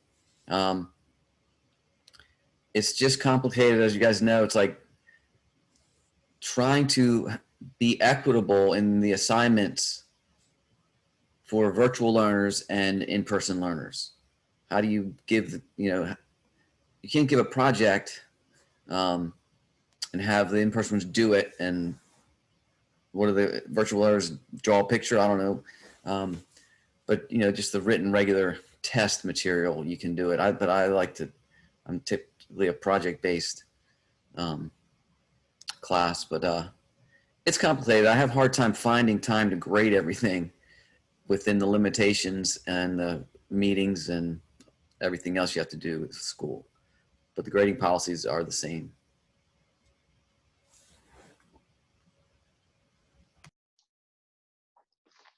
I'm seeing a lot of, as John put it, grace over grades. Just I guess with everything going on right now. Hey, I just wanted to say one frustrating thing for me is pretty much every test is a open book test because they're doing it at home. So there's no way to make sure they're getting the knowledge from up here. So, but I mean, I'm okay with that for now. But the frustrating part is when you still have students getting 40s on the test. So.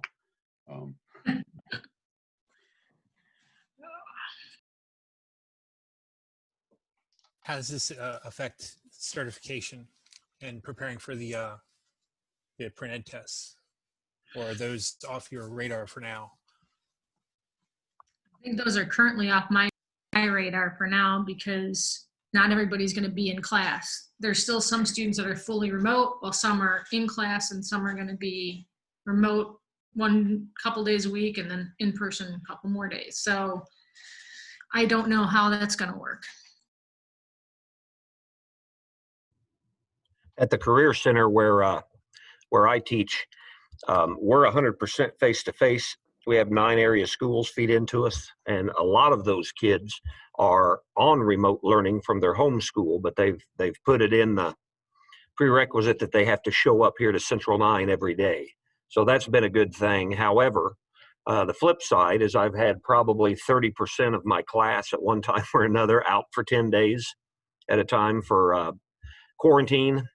So that's made it rough. We have Canvas learning management system. I'm sure everybody's familiar with that. And we've got a real good basis here as far as putting things on there. Have to grade them myself, obviously, and then plug it into our Skyward is what we use for our actual grading.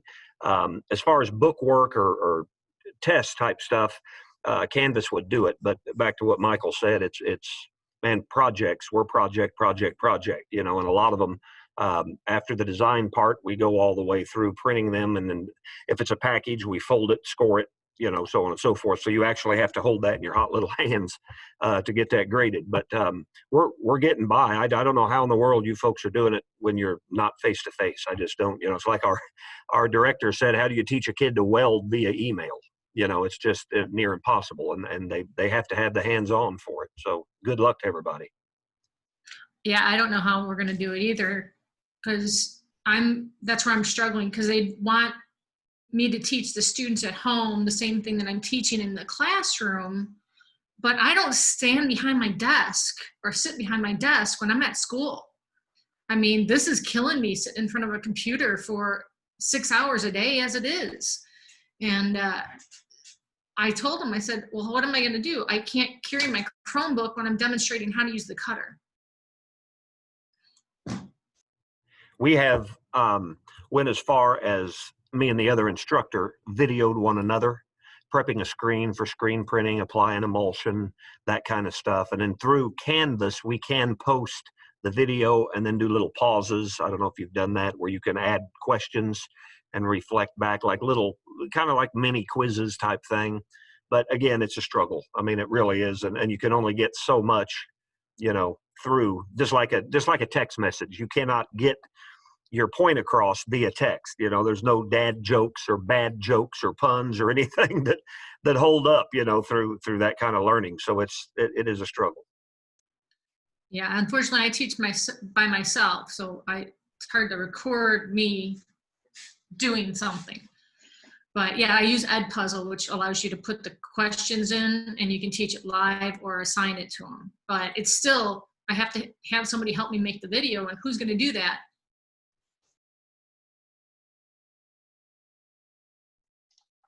Say real quick, someone in the who's that asked in the chat. I Actually, keep it was joking that Jeff. we all need head cams. Jeff was saying, but yes, earlier in the year, Skills USA was offering the tests remotely, the certification tests. As far as I know, Paul, you can probably speak more on this. They're going to be doing that same method Yes. where they can send a code and have the parent proctor it. Yes, they'll still offer that. They will still offer that. And yes, we are in the process of revamping those test questions to make them a little more current and on point for what the students should be tested on, not if they are wearing mismatched socks during an interview. But, Go ahead. Sorry, Mike. We were all given GoPros with the head straps. I've used it a little bit. The really cool thing about a GoPro, it's just I can put it in, like I put it inside the feed drawer of digital press so they can actually see the paper being picked up. And I put it down inside the offset press and filmed slow-mo sheet transfer. I got to get better lighting because it's almost dark, you can barely see it, but it's really cool to use a GoPro like that. And I bought a tripod that I mount my cell phone to, and it's like I don't know what you call it, leveling. So you can use it as a handheld, and it tracks really smoothly. And then there's no jumping around or bouncing. It looks really professional. And it can also, there's a thing you can wear, and it will track you as you move. So I can just set the tripod, and if I'm demonstrating the press, it'll follow me. So it's pretty cool. It's like $150 on Amazon. Can you send the link? Yeah, I'll have to look it up and check it at school because I'm at home, but I can get it to Mike and he can share it. Yeah, I was gonna say, you send me that link, I'll put it, I can get it out to everyone.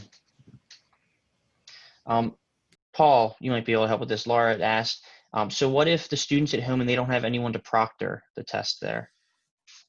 They're going to have somebody to proctor, whether it's a brother or sister. Yeah, it's not ideal at all. But that's what we're faced with. You kind of give the students the benefit of the doubt that they're going to do what they are supposed to do. We all know that doesn't work, but that's what we got to do. Real quick, Glenn, you were talking about collaboration, interview, evaluating instrument. I don't know necessarily about a specific instrument, but kind of what I had mentioned with Shannon. I'm going to be having some continuing offline conversations with her about being able to provide certain things like that for print ed instructors, whether it be some, just her talking over various videos or setting up a live, one-on-one or group discussion with students. Hey, Mike, I have a question / comment.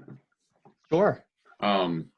Wednesday, I'm gonna go and do like a virtual field trip, film a printing plant to bring back and share with my students. And I don't know if anybody else was doing that, and if they are, where can we share those resources? Is there any place we can dump those things so other people can see them? Absolutely. On our shared drive, let me find the specific folder name, just to make sure. I don't want to give anyone bad information on that. I believe I created, it's a separate folder on our shared drive called Distance Learning. If you want to upload it directly to there, or if you want to send it to me and Paul, we can upload it and alert everyone. This kind of touches on something that Carol had said back in the chat. Carol, I apologize if I misquote it, but she said, how can we all work together and, provide information, resources, things like that. That's exactly what we want to try and do here with Print Ed, create that professional learning community. So like Scott said, we get that video, we can put it up there for everyone to use. That's something else that specifically Indigo, Strategic Factory, a couple other shops around here, we're going to look at, talking to them, either if they allow it, have one of us go through, maybe do a walkthrough, or they can do some video highlights of specific presses or processes that they have in their plants. So then we can provide that to you guys. If you're looking for anything in particular, there will be a sort of digital library for that. Especially now more than ever with, again, all the virtual and distance learning, anything that we can add to your holster for ammo, we are more than happy to help. And those requests could probably be posted in the group, Mike. Start a conversation. Absolutely. In the group, and then we can take a look you mean at the form? Oh, the form, yeah. Yeah. So again, just like the shared drive, if anyone does not have access to the form, it's just, post a question or something you're looking for there, or something you're looking for. People can comment or anything like that. I'll just include the people who asked specifically for the drive. I'll make sure to add you after this conference, but I will also include links to signing up for the drive in the form on the follow-up email for anyone who hasn't signed up for that yet. I did get a report of a problem that an instructor had giving a virtual field trip. He actually got in trouble when they got back, or when the student went home. A parent was complaining that the students were visible on camera. So they got their hands slapped, and we're told that that's a no-no. So you might want to see if you can get any guidelines for taking virtual field trips before you go, just so you know what to avoid. They want us to do interesting remote stuff, and yet they find a way to put a constraint on it that doesn't allow us to do it the full way. And I do want to, if I can interject for 1 second, I do want to let you know I'm working with the Maryland Chamber of Commerce to develop a sequence bank, I guess you could say, of virtual field trips out there. So a company would go ahead and videotape 10, 15 minutes of a tour of the specific business, and then have like pre-work for the students. The class would do it. They would do the tour. They would then have a representative afterwards talking about what the students saw to answer questions, and then have a follow-up piece of work on it. So it's not just simply how we've explained it to the business. It's not simply just here's a tour of our business, but it could be within our business, we actually have a printing shop. This is what they do here. Or, we have accounting, and this is what they do there. Or we're manufacturing, this is what we do. So it's a way to, once again, to get students out to see businesses, because of the whole virtual, because right now, obviously, we're all at home. That's not an option. So that is something I'm currently working on with the Maryland Chamber. So, if you have anybody out there, if any businesses who would like to do this, please have them get in touch with me, and I'll be happy to talk to them, so we can include them in this library for everybody. Yeah, Jennifer, I think that's a discussion that me, you, and Paul can have. We got a perfect. I'd say we have a nice little bank of places that would want to do that. So that's fantastic. That would be lovely. Question for you. In Maryland, it's illegal to record students' video and audio without their permission first. If you would know that. For me, most local school systems have to have a waiver of their students. If the parent does not actually fill out the waiver, then we can't videotape them. So when I was doing the CT videos across the state, and we'd pick a program, there were several times where students would be either removed from the class, or when we were actually videotaping, they were not included in there. So that's actually it's a site-based decision, but most school systems have the waivers in place. We have Glenn confirming, same in California, unless a waiver is pre-signed there.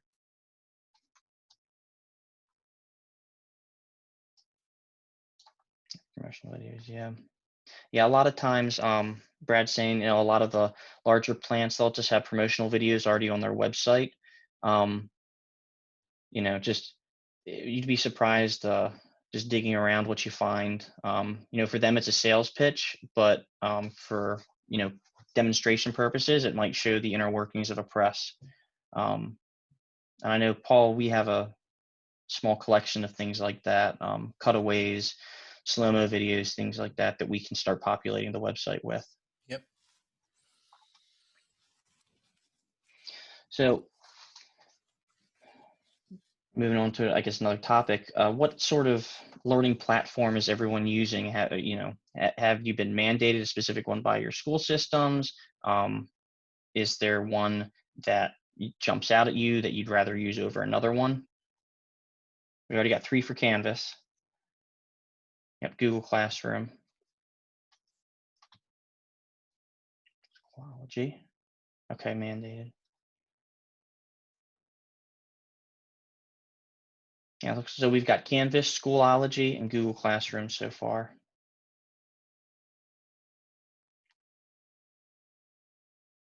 Oh, it's learning.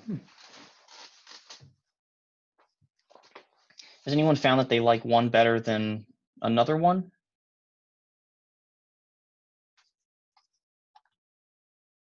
Don't all speak up at once now. I don't like none of them. I just do what I have to do. Man after my own heart, Richard. I don't like any of them either, buddy. Yeah. The unfortunate world that we are currently in right now.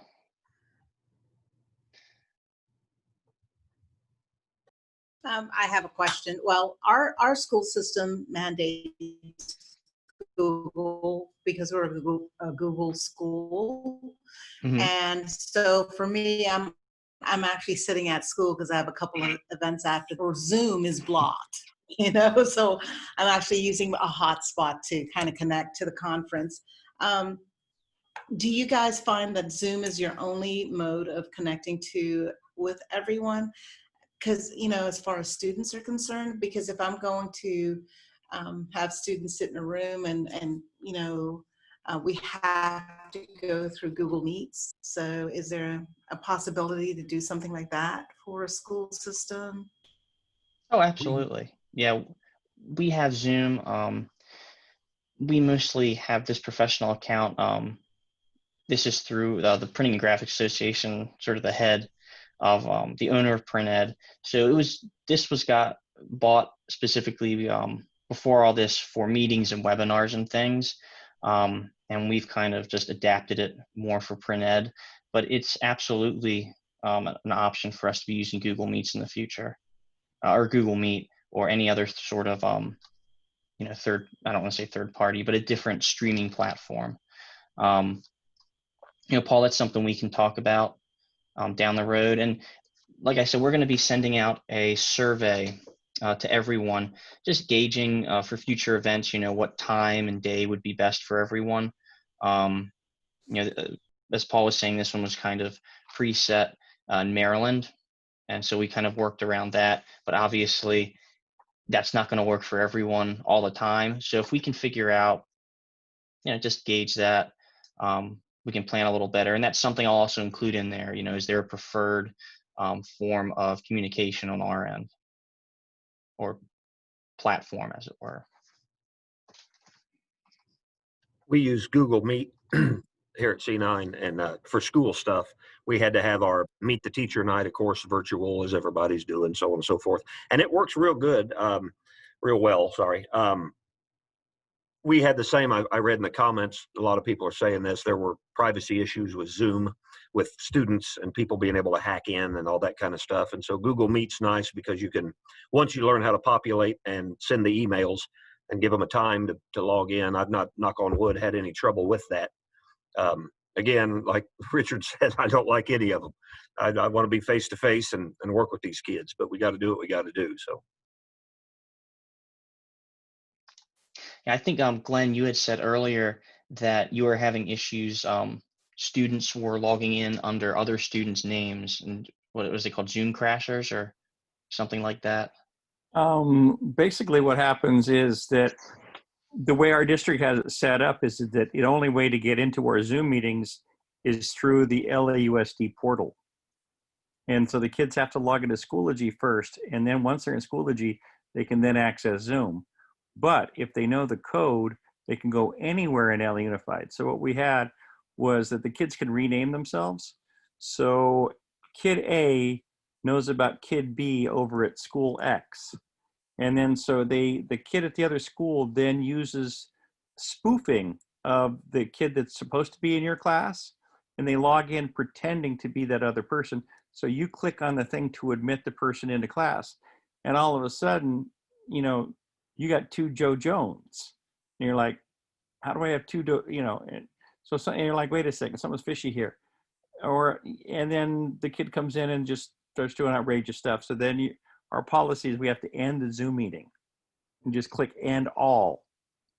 And at that point, you edit, and then you have to restart the meeting and then vet each person with their camera to see that it's really the person. So that's how we've been addressing it. It's like pulling the virtual fire alarm, right? I haven't had this happen, but one of the other teachers said that there was in a Zoom breakout room with a spoof, somebody exposed themselves. And I don't know if it happened at our school or another school, but they mentioned that at one of our in-service trainings. So they want us to go ahead but we can't mandate the kids show their face because a lot of kids live in group settings or live in homes with a bunch of siblings or live in low income environments. And so we cannot mandate that the kids show their face. We can encourage, we can ask, we may not mandate that they show a face or that they respond in voice. Legally, the minimum we can require is that they respond in text. Actually, to that point, so are a lot of you using things like that? Asking, taking attendance, like checking in through text, just to make sure that they actually are at least sitting at the computer and not just a, blank screen and they've wandered away. I think you can't, with us, we can't regulate that they cut their cameras on because of their learning environment. They, so they don't want to embarrass anybody for what they may have to, so we can't mandate it. But if you talk to them, you can kind of get them to cut them on, at least put a name to the face, and then they normally just cut them off. But normally,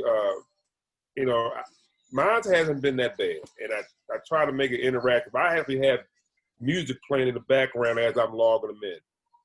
And then on Fridays, to kind of get them engaged, I do a Kahoot Friday with just the content of the week. I go to Kahoot, find something, and I give them a $5 cash prize whoever coming first. And so they'll show up early and stuff for that. So it's those things. Like I said earlier, sometimes I'll teach from the classroom twice a week because I got to get out the house.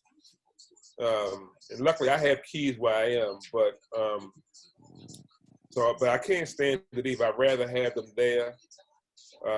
But I do find the challenge, I haven't seen anybody else say that, I don't know if they have too, is if I'm streaming a video, it lags on their end. And so what I had to do is just share the YouTube video if that's what we're looking at, and have them watch on their own. But we have them for an hour, but they asked us in the CTE to only hold them between 30 and 40 minutes and then give them something. You can break it out into 2 20-minute intervals, talk to them for 20 minutes, give them a task, reconvene 20 minutes, before class. But I normally hold mine for 35 to 40 minutes, give them a task, and then they have to present it the next day.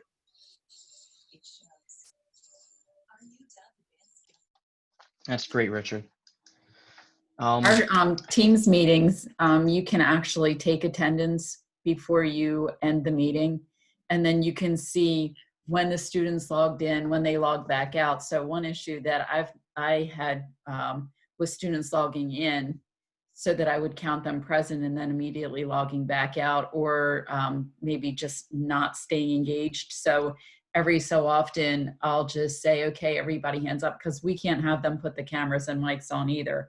So I'll just say, everybody hands up so I know you're here. Or I'll put a message in the chat and say, everybody, like thumbs up on the message I just put in the chat. And then that's just kind of a periodic check for me to make sure they're still with me and engaged. But it's not easy. Have you guys tried using a Google sheet? It'll timestamp when they actually sign in. Because one teacher who showed me how to do it, he said he had a student that signed in at 11 o'clock in the evening, talking about he was in class. But he can actually go back to the sheet that's a live document and look at the timestamp when he actually signed in. So it's through one of the Google forms that he talked me through the steps, because I had to get him to show me. So that might be something. I know the Google Teams, I never thought about that though. The Microsoft, I'm sorry. Yeah, so that's how Microsoft Teams works. On the participants thing, there's an option to just download the attendance and it'll give you all that timestamp for everything. Yeah, Google Meet has a new feature. It generates a spreadsheet of who was in the meeting and for how long, when they got on, when they got off, how much time. So that's really nice. But Paul, you got to stop this. We have royalty sitting in the back behind Mike over there. Do we let the retired guys show up or come on in? Or how are we supposed to deal with this? Who's that old guy? Who's that old guy in the back? Grandfather Prit Ed here. Guys, it's time to retire. And then go back to work for a little while. How you doing, Larry? Pretty good. How you got? Paul's still cracking the whip. Never changed, does he? Who's going to take his place when he retired? I'm passing that on to Mike. Scott? Mike. Oh, Mike. Okay. Yeah, Mike did good. Mike Vares, not me. Oh, no. I was thinking Michael Bourne. I'm retiring pretty soon. Well, I just wanted to say hello. I got to go to work. Slave driver. Good seeing you, Larry. See you guys. Hey, Mike, I'm going to race you to retirement, all right?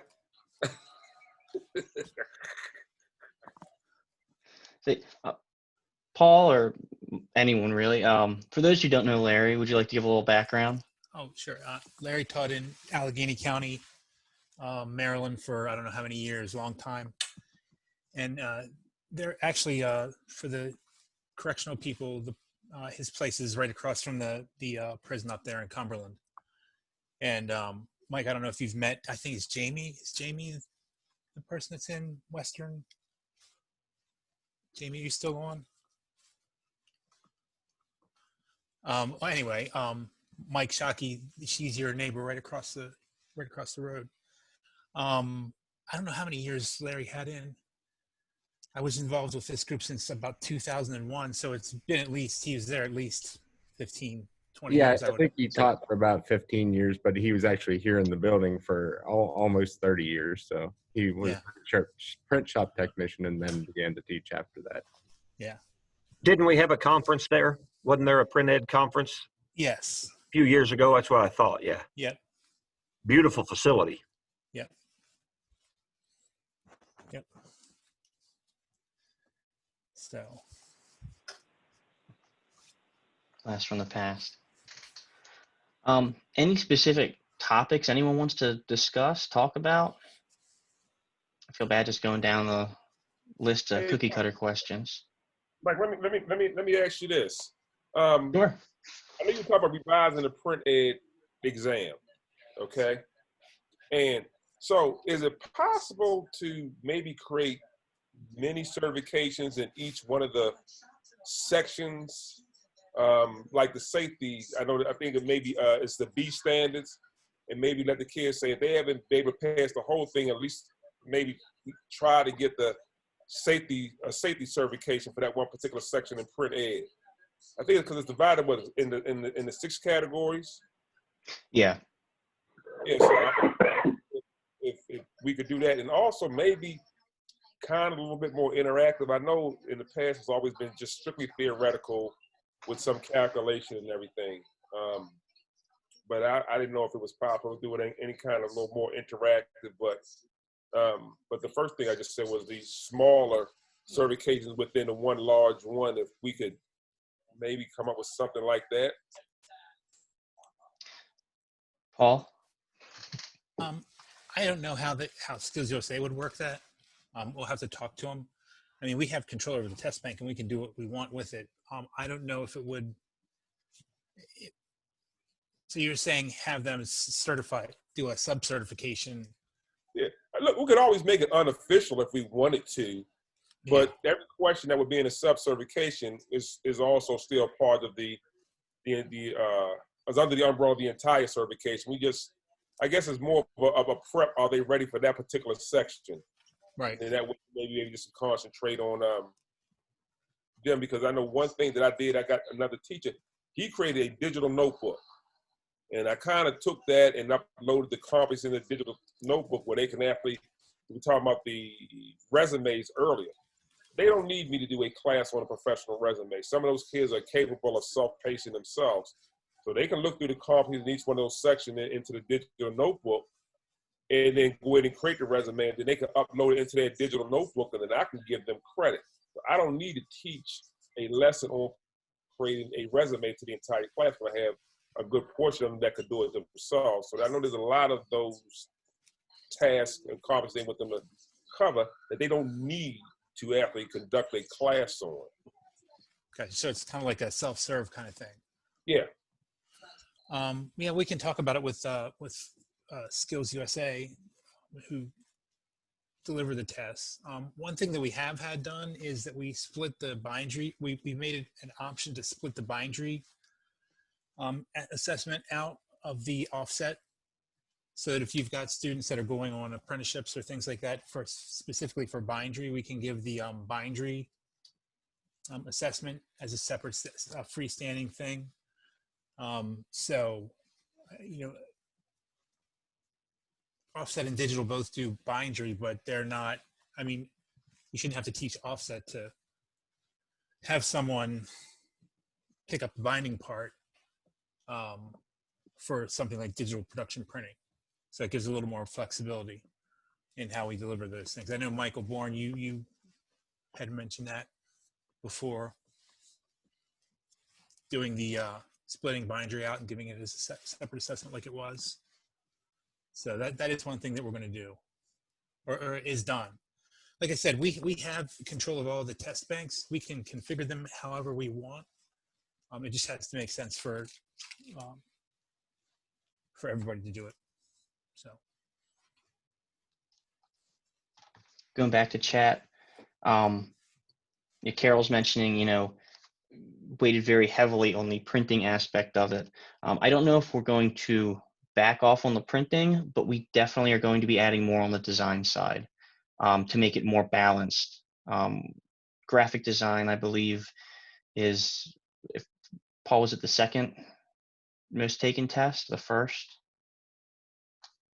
You're muted. in the last 6 months, something like 900 graphic design tests were taken nationwide. And the second was Introduction to Graphic Communications, is about 400 or 500. And then they went down from there for those particular spaces.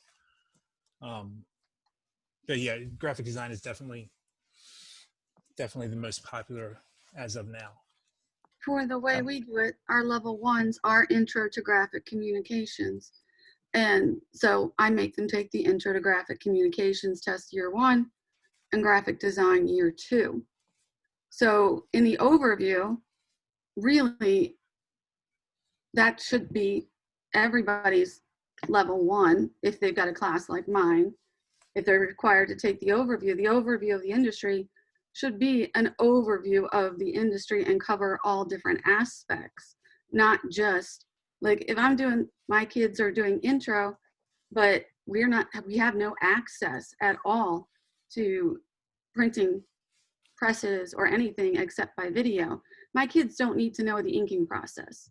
They need to know the type of process, yes, but they don't need to get into specifics about the input and output of the actual machine and showing what it looks like. They need to know what types of printing product per and what it does and how to prep for it. But they don't need to go that in depth about the machine. Does that make sense? Yes. There's a breakdown of the assessments that tell you how many questions are dedicated, or what percentage of the test is dedicated to that particular topic. I don't think for offset press, it's much of the as much of the assessment. I wish I could put my hands on it right now. Mike, you're maybe going to get it to me. It's the blueprint, and I have it. Yeah, the blueprint. So what is the I don't know off the top of my head what the section of offset presses are for that. If we could give it a quick look. Let's see. Industry overview.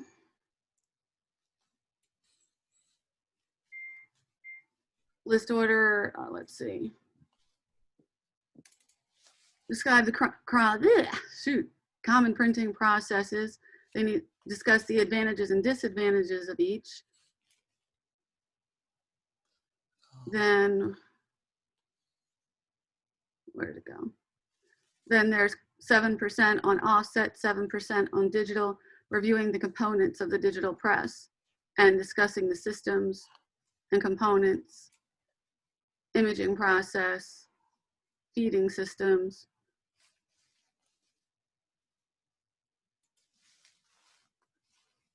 So it's 14% focused on just that, as well as in the industry overview, which is 12%, but it's not telling me how many questions. I'm just in the blueprint. It won't, well, you can figure out the number of questions by multiplying the percentage times 50, I guess. Too much thinking. 50 or 60%.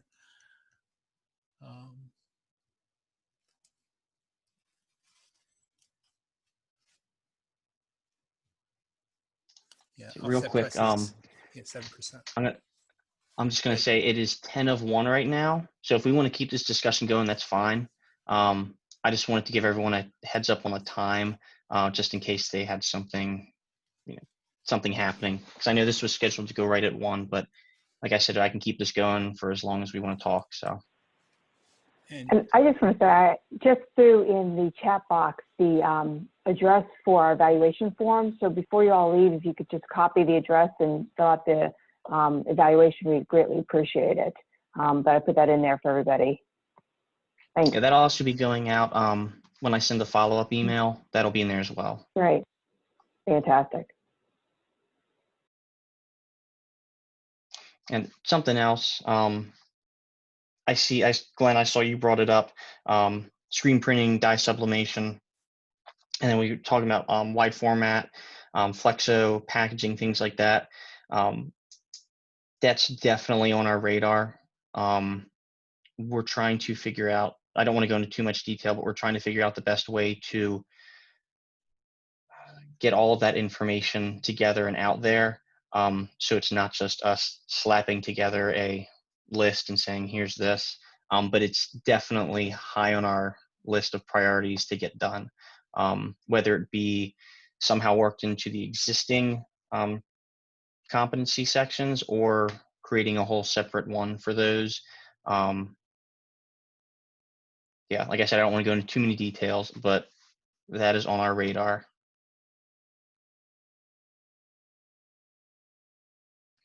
Especially at least wide format, but I'm a little biased with wide format because I used to run flatbeds and big old latex printers. But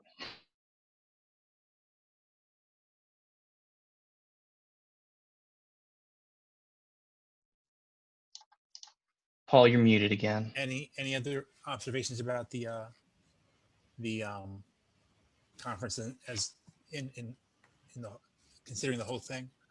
Do you guys like this kind of format?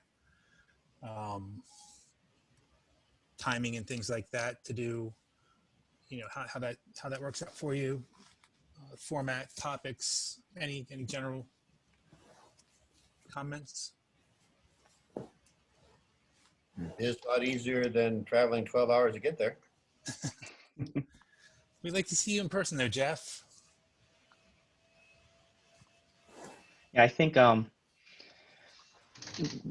think I was saying this earlier, maybe not necessarily Las Vegas, but once we can go back to an in-person style events, I think at least our big one, that once a year, we're going to be going back to that. However, this virtual portion will still be an option. We can set up a camera, have the events live streamed, things like that. Unfortunately, if you don't go, you miss out on the wonderful after hours networking events, ice cream socials, President's Awards. Actually, that's more GCEA. Laura, I'm looking at you. I missed you guys this year. Missed everybody, really, with the virtual. I mean, it was still a good conference, though. Oh, yeah, absolutely. But yeah, this, I think, we had our big one this past summer, and we have this one now. We're going to be looking to do probably a half-day event like this, maybe quarterly, and then at least once a month, try and do some smaller, whether it be, get Shannon on and she'll talk for another hour and a half with some students, or, some sort of specific presentation to help you guys out. And if anyone has any ideas or suggestions of things they'd like to see, please email me or Paul, and we'll see if we can make it happen.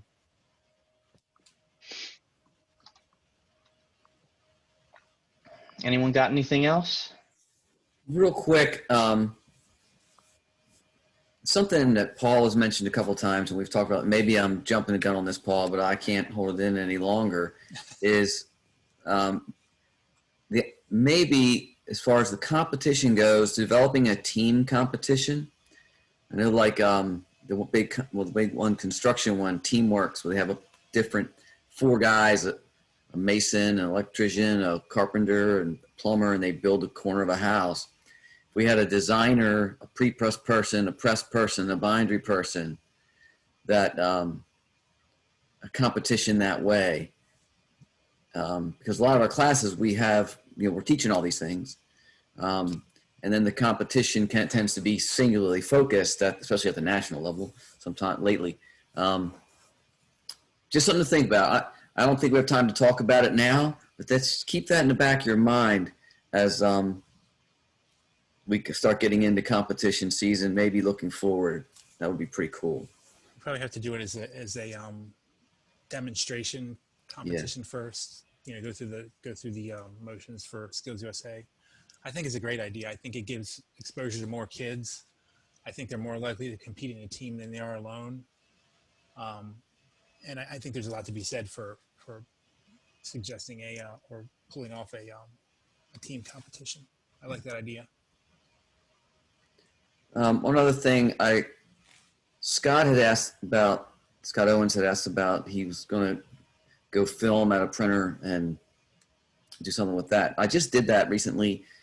We are focusing on digital production printing right now, and this had to do with the finishing section of that. And I went to a book printer that's all digital and made a film. It's not great. There's me yakking for a few minutes now, but I'm gonna, I just put the finishing touches on that through WeVideo, and I'd like to post that to the group resource page. So I'm gonna try to do that right after this. So if you're interested, I'm not a great videographer, but hey, maybe you can use it. Was that Gash? Yeah, it was Gash printing. Yeah. They have that new big roll-fed machine. If there's anything specific that you want to see, let us know. And we have, being part of the association, we have an into every member that we have in our territory. And even on the national level, we can get some other people that are out of our territory to give us video tours or whatever. So if you're looking for something specific, it's always good when you contribute resources that you attach it to a competency, if that's possible. So then it lets people categorize it more easily, and they know where it fits into their curriculum. So just do a simple IGCA1 if it has to do with Introduction to Graphic Communications, Section A, Competency 1. It just gives a better realization as to where it fits in the certification. Paul, you might be able to answer this better than me. You've had asked in chat, do we as PrintEd, do we have access to ASI products? That's a good question.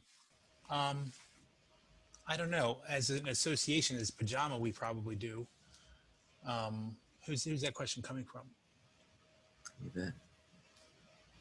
Yvette.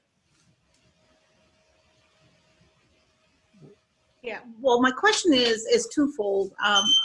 I was a graphic designer for a very long time before I got into education.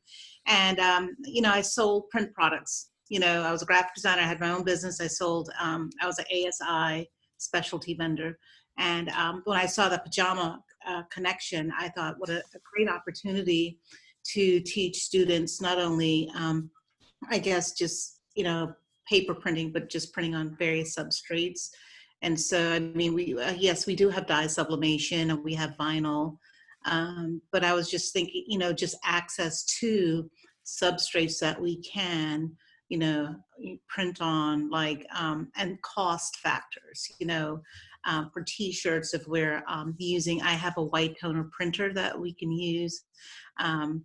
So that's my question, just from a cost standpoint, do we have access to ASI pricing? Those companies, all of that good stuff. We could find out for you. So you mean for actually purchasing those pieces, those Yes, products? sir. I could certainly find that out. They are a partner of ours, so wouldn't hurt to say something to them. They might want you to do it through your local affiliate, which would be Georgia. Yeah, and actually Ian was on here. I thought I saw Ian on here. Yeah, he was on here earlier. Yeah. I think he had to leave. Yeah. So we can put you in touch with him, but I can find out. I'll find out. Maybe they can do something through Print Ed. Gotcha. That'd be interesting. Glenn, your question. The SGI staff with the PIA merger into Printing United Alliance. Unfortunately, since that all went down right in the midst of COVID, they're doing their thing, and Paul, how would you want to describe that? What the merger right now? They are. You went muted. I got it. They're focused on their virtual show that they're pulling off.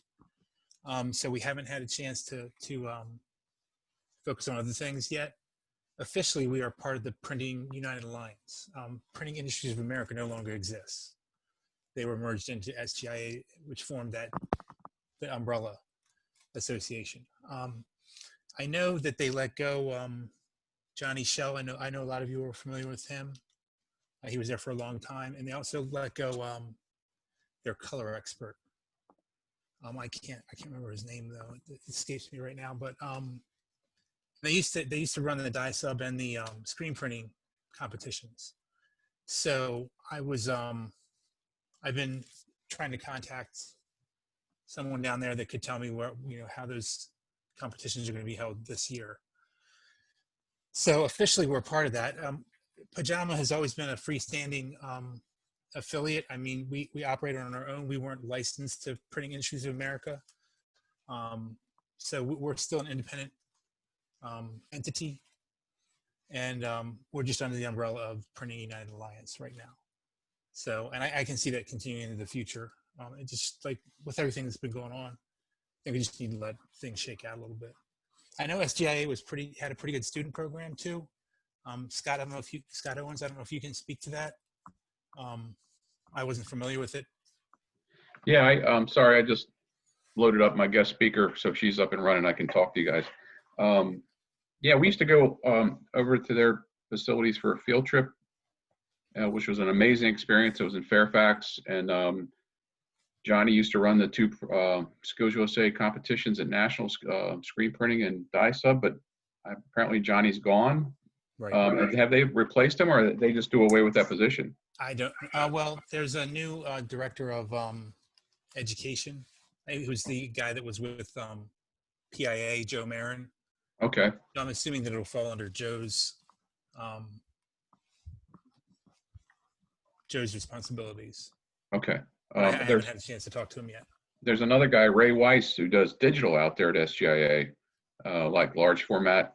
And one of our field trips, we split the field trip. Half of it was screen printing and the other half digital. And the students really enjoyed that too.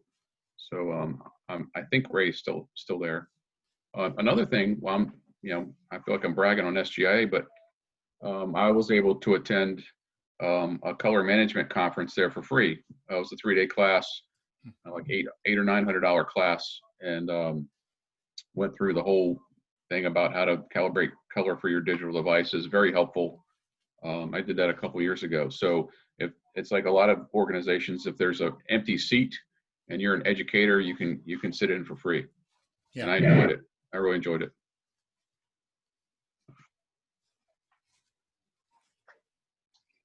So to that point, we're trying to work. We're trying to work closely with them, Printing United Alliance, just to see what sort of resources we can get from them to offer. But like I was saying, unfortunately, just with the whole COVID thing, it's all sort of up. I don't want to say up in the air, but that's become COVID updating has become sort of the focal point for recent times. The other thing, if you think about it, their entire thing that their association was based on, which was that show, is gone for all intents and purposes. I mean, just gone. And so they're having to put together a virtual experience, which they are working on. I haven't had a chance to see it yet, but it is coming up. I don't think it costs anything to sign up or attend, but it'll be interesting to see. I'm gonna link that in the chat. Okay, it should be interesting to see how they handle that. I mean, that was a multi-million-dollar revenue generator for them. So, you know, they've got to be. I mean, we're pretty. Pajama is pretty much the same as it was. We're still operating as we were. It really didn't affect us that much, other than the stress that it put on our members. And we're trying to help them deal with that also. But as far as print ed goes, us having print ed, nothing really has changed with print ed. So I think we're in the same place that we were before the pandemic. Do you guys notice any changes about about print ed? Is it better, different? I hope it appears different to everybody. We're trying really hard to give you guys stuff that you can use to make your life easier. I like being able to submit things virtually, or, you know, not having to submit my binders. Yeah. Yeah. That's gonna become a dirty word. Yeah, I'm gonna need a T-shirt that says "No more binders." So does it mean I can throw them all away? Well, you might want to keep them just to remind you of where you were. No. You could have a print ed bonfire. I'm not really sure where this would fall, and I believe Charlie had spoken to this a couple of years ago, that you know, it's getting harder and harder to get people to do the print ed process and to get certified. And one of the things that after I went through it a couple of times, it's really pretty much on par almost with national board certification, with, you know, minus a couple of exceptions. And I was just wondering if there's any way to tie that together. That's interesting. Look into that. I just thought it might be more of an incentive, I guess. Yeah, sure. That makes good sense. Is anybody here nationally board certified? Jeff? Can you see any interest in? It's a separate entity, so it's MBBTS, and you could take some of your experiences from the certification process. It's not a one-to-one like connection. And they've changed the process, the certification process. It's now something that you can do in parts and pieces. There's 4 different components. It is something you can do over time. The certification is good for 5 years now. I mean, I was first certified in 2006, and then, you know, I redid mine in 2015. So I'm good till 2026. And but it's not. Yeah, I mean, you can pull in the experiences of the certification, the printed certification, into your national board certification. So that's how that would work. I mean, it's not a direct connection, but you could use some of that as tie it together, just kind of somehow, like this works towards this, or this can help with this section. You know what I mean? Like you were saying, this part, you can help. Am I making any sense? Well, I think I'm just going to put the link up for everybody in BPTS, because you know, the way you, as a teacher, you decide when you're doing the certification process, you decide on the experiences that you want to highlight. Okay, so it would be different for every teacher, but I think at least making teachers know that this exists and that you could, and actually you have to be careful of your certification area too, because mine is in art. So that experience is going to be completely different than those of you that would be certifying in tech ed, okay, or CTE. So it really depends, because art doesn't really, the art certification doesn't directly tie into what is, to what we do with print ed. You just have to look at the qualifications, but it's there. I mean, check it out. It's a worthwhile experience. It is a challenge, but I definitely would encourage you to look into it. Jeff is also has an AP program for his design students. Yeah, what we're doing, my seniors anyway, we create what's called a sustained investigation portfolio, and they changed the procedure for that last year. But it actually, I mean, it's something, I'd be willing to go over if you want to do that in a future event. I could talk about the changes and what that really means. But essentially, I've tailored their senior capstone project to match the requirements for the sustained investigation portfolio, and it's worked out pretty well. They have the option to submit to College Board if they want, and last year a good number of them did. I don't force them to do it because you have to commit to that. Actually, it's around this time they have to start committing to it. So we'll be having that conversation. And if they score, basically, usually the colleges accept a 3 or higher, 3, 4, or 5, and they'll give you college credit for it. And I had a number of kids do very well. I'd be happy to share those portfolios. We can look at, but it's for me, it's a way to really tailor their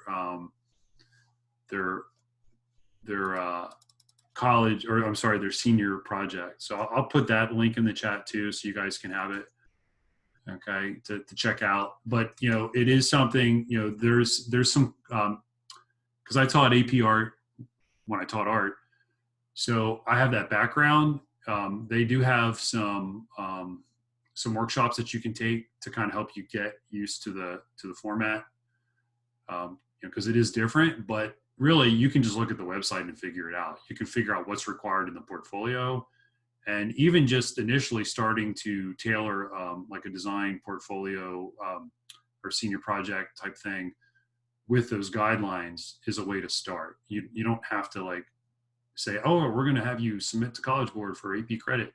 You could start with little baby steps and then kind of work your way up to it. But I'll put that link in the chat so you guys can have it. Jeff, you've had students go off to college, I assume. How have they been? Do you think them having print ed gives them an advantage? Do they find that the course load that first year is hard, or is it easier because they took your class? Yeah, no, I think overwhelmingly they're better prepared. I mean, and again, I'm coming from an art perspective. We've before we just really, obviously I just focused on the art and the design, but I think having this background knowledge, it makes them insanely more prepared. I mean, it really does. And they're definitely light years ahead of a lot of other students. So, except for other print ed students.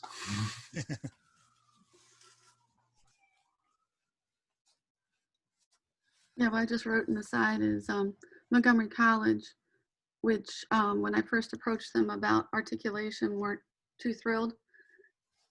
But then they looked at what we're teaching and how I've tailored it and the products.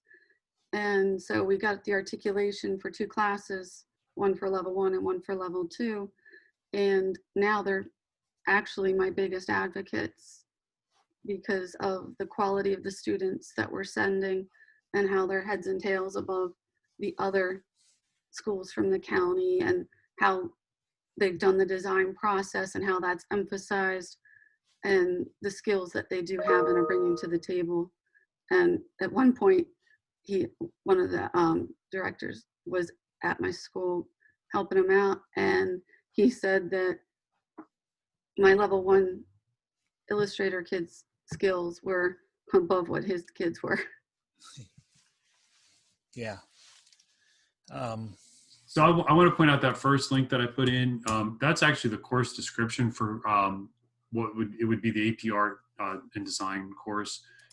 Again, I'm not technically an AP class. So I don't want people to get scared away from that. It's not, we haven't gone through that process, and likely we won't because there's really no need to. But you can still access the curriculum. It's free to access. So you can steal all that and do what you want with it. Does anybody's class get art or tech ed credit? From a college? No, I just mean from the school system. And what's the question again? Is it for me? Well, anybody. Does anybody's class get an art or a tech ed credit or a portion of one for their class? Because I mean, I've looked at the tech ed curriculum. It's a good portion of what we do. At least, I mean, they do logos, they do, I mean, yeah, I don't build a bridge with them or anything. We get a math credit. We used to get a math credit. We don't get that anymore either. We used to get a tech credit before I came there. They took it away. But when I see what my kids bring in these popsicle stick snowmen, that's the project they're doing currently in their tech ed class. They get a tech ed credit for that. But now for running an offset press. Right, exactly, which makes no sense. Yeah, it doesn't make any sense. I keep asking about it, but I mean, is that a conversation we need to have at the state level? probably. And could we have that? Because there is no reason. I mean, the level of tech that we get into, like you just said, and the concepts that we get into are more complicated and they're more tech heavy. Yeah, it's true. And we have had students not be able to take our courses to CAD Center because they have to take a tech ed class. Right, exactly. So is that possible to address at the state level? Sure, we could talk to Jennifer about that. Yeah.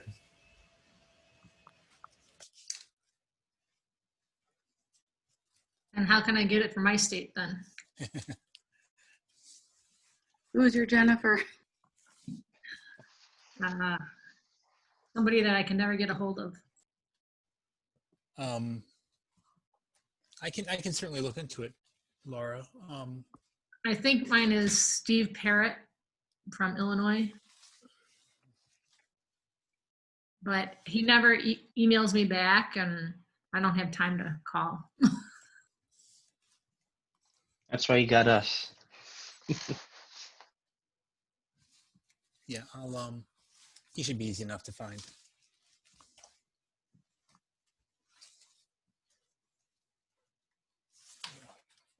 Oh, duly noted. Anyone got anything else?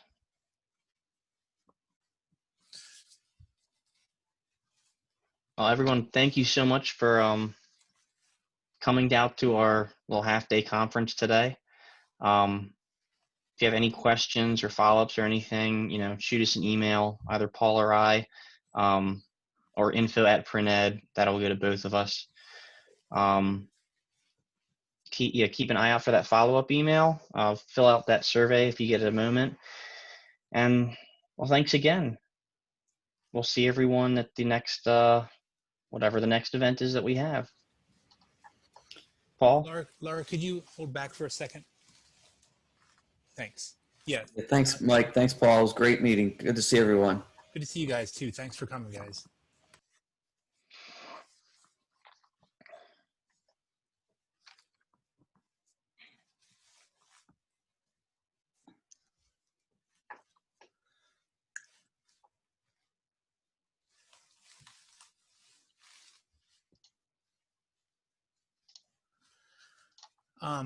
So Laura, I talked to Ryan Huffman yesterday.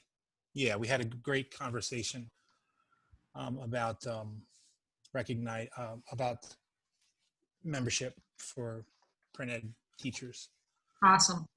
Yeah, so that was a very good conversation. We talked about a lot of other things too, but I think he said he's going to bring it up at the next board meeting for GCEA. Yeah, so, we do it every month, so I'm sure I'll know about it. Yeah, I volunteered to pop on there if he needs to. Either Mike or I or both of us can pop on there and answer any questions you might have. But I think it's absolutely definitely doable. So, Good stuff. Awesome. Yeah, because I can take care of it for a certain part, but I don't know how to take care of it from the billing part. Right. And I'm like, how did we do this? I can give you guys membership, but I don't know how they're going to do the billing, and I don't know what he discussed with you. So it's like, well, Yeah, we had a preliminary talk about that stuff, and yeah, we agreed on practically we agreed on everything. Awesome. So we just need to figure out the parameters of it and see how we can get it rolling. But he said he had an idea about how to do the billing. Okay.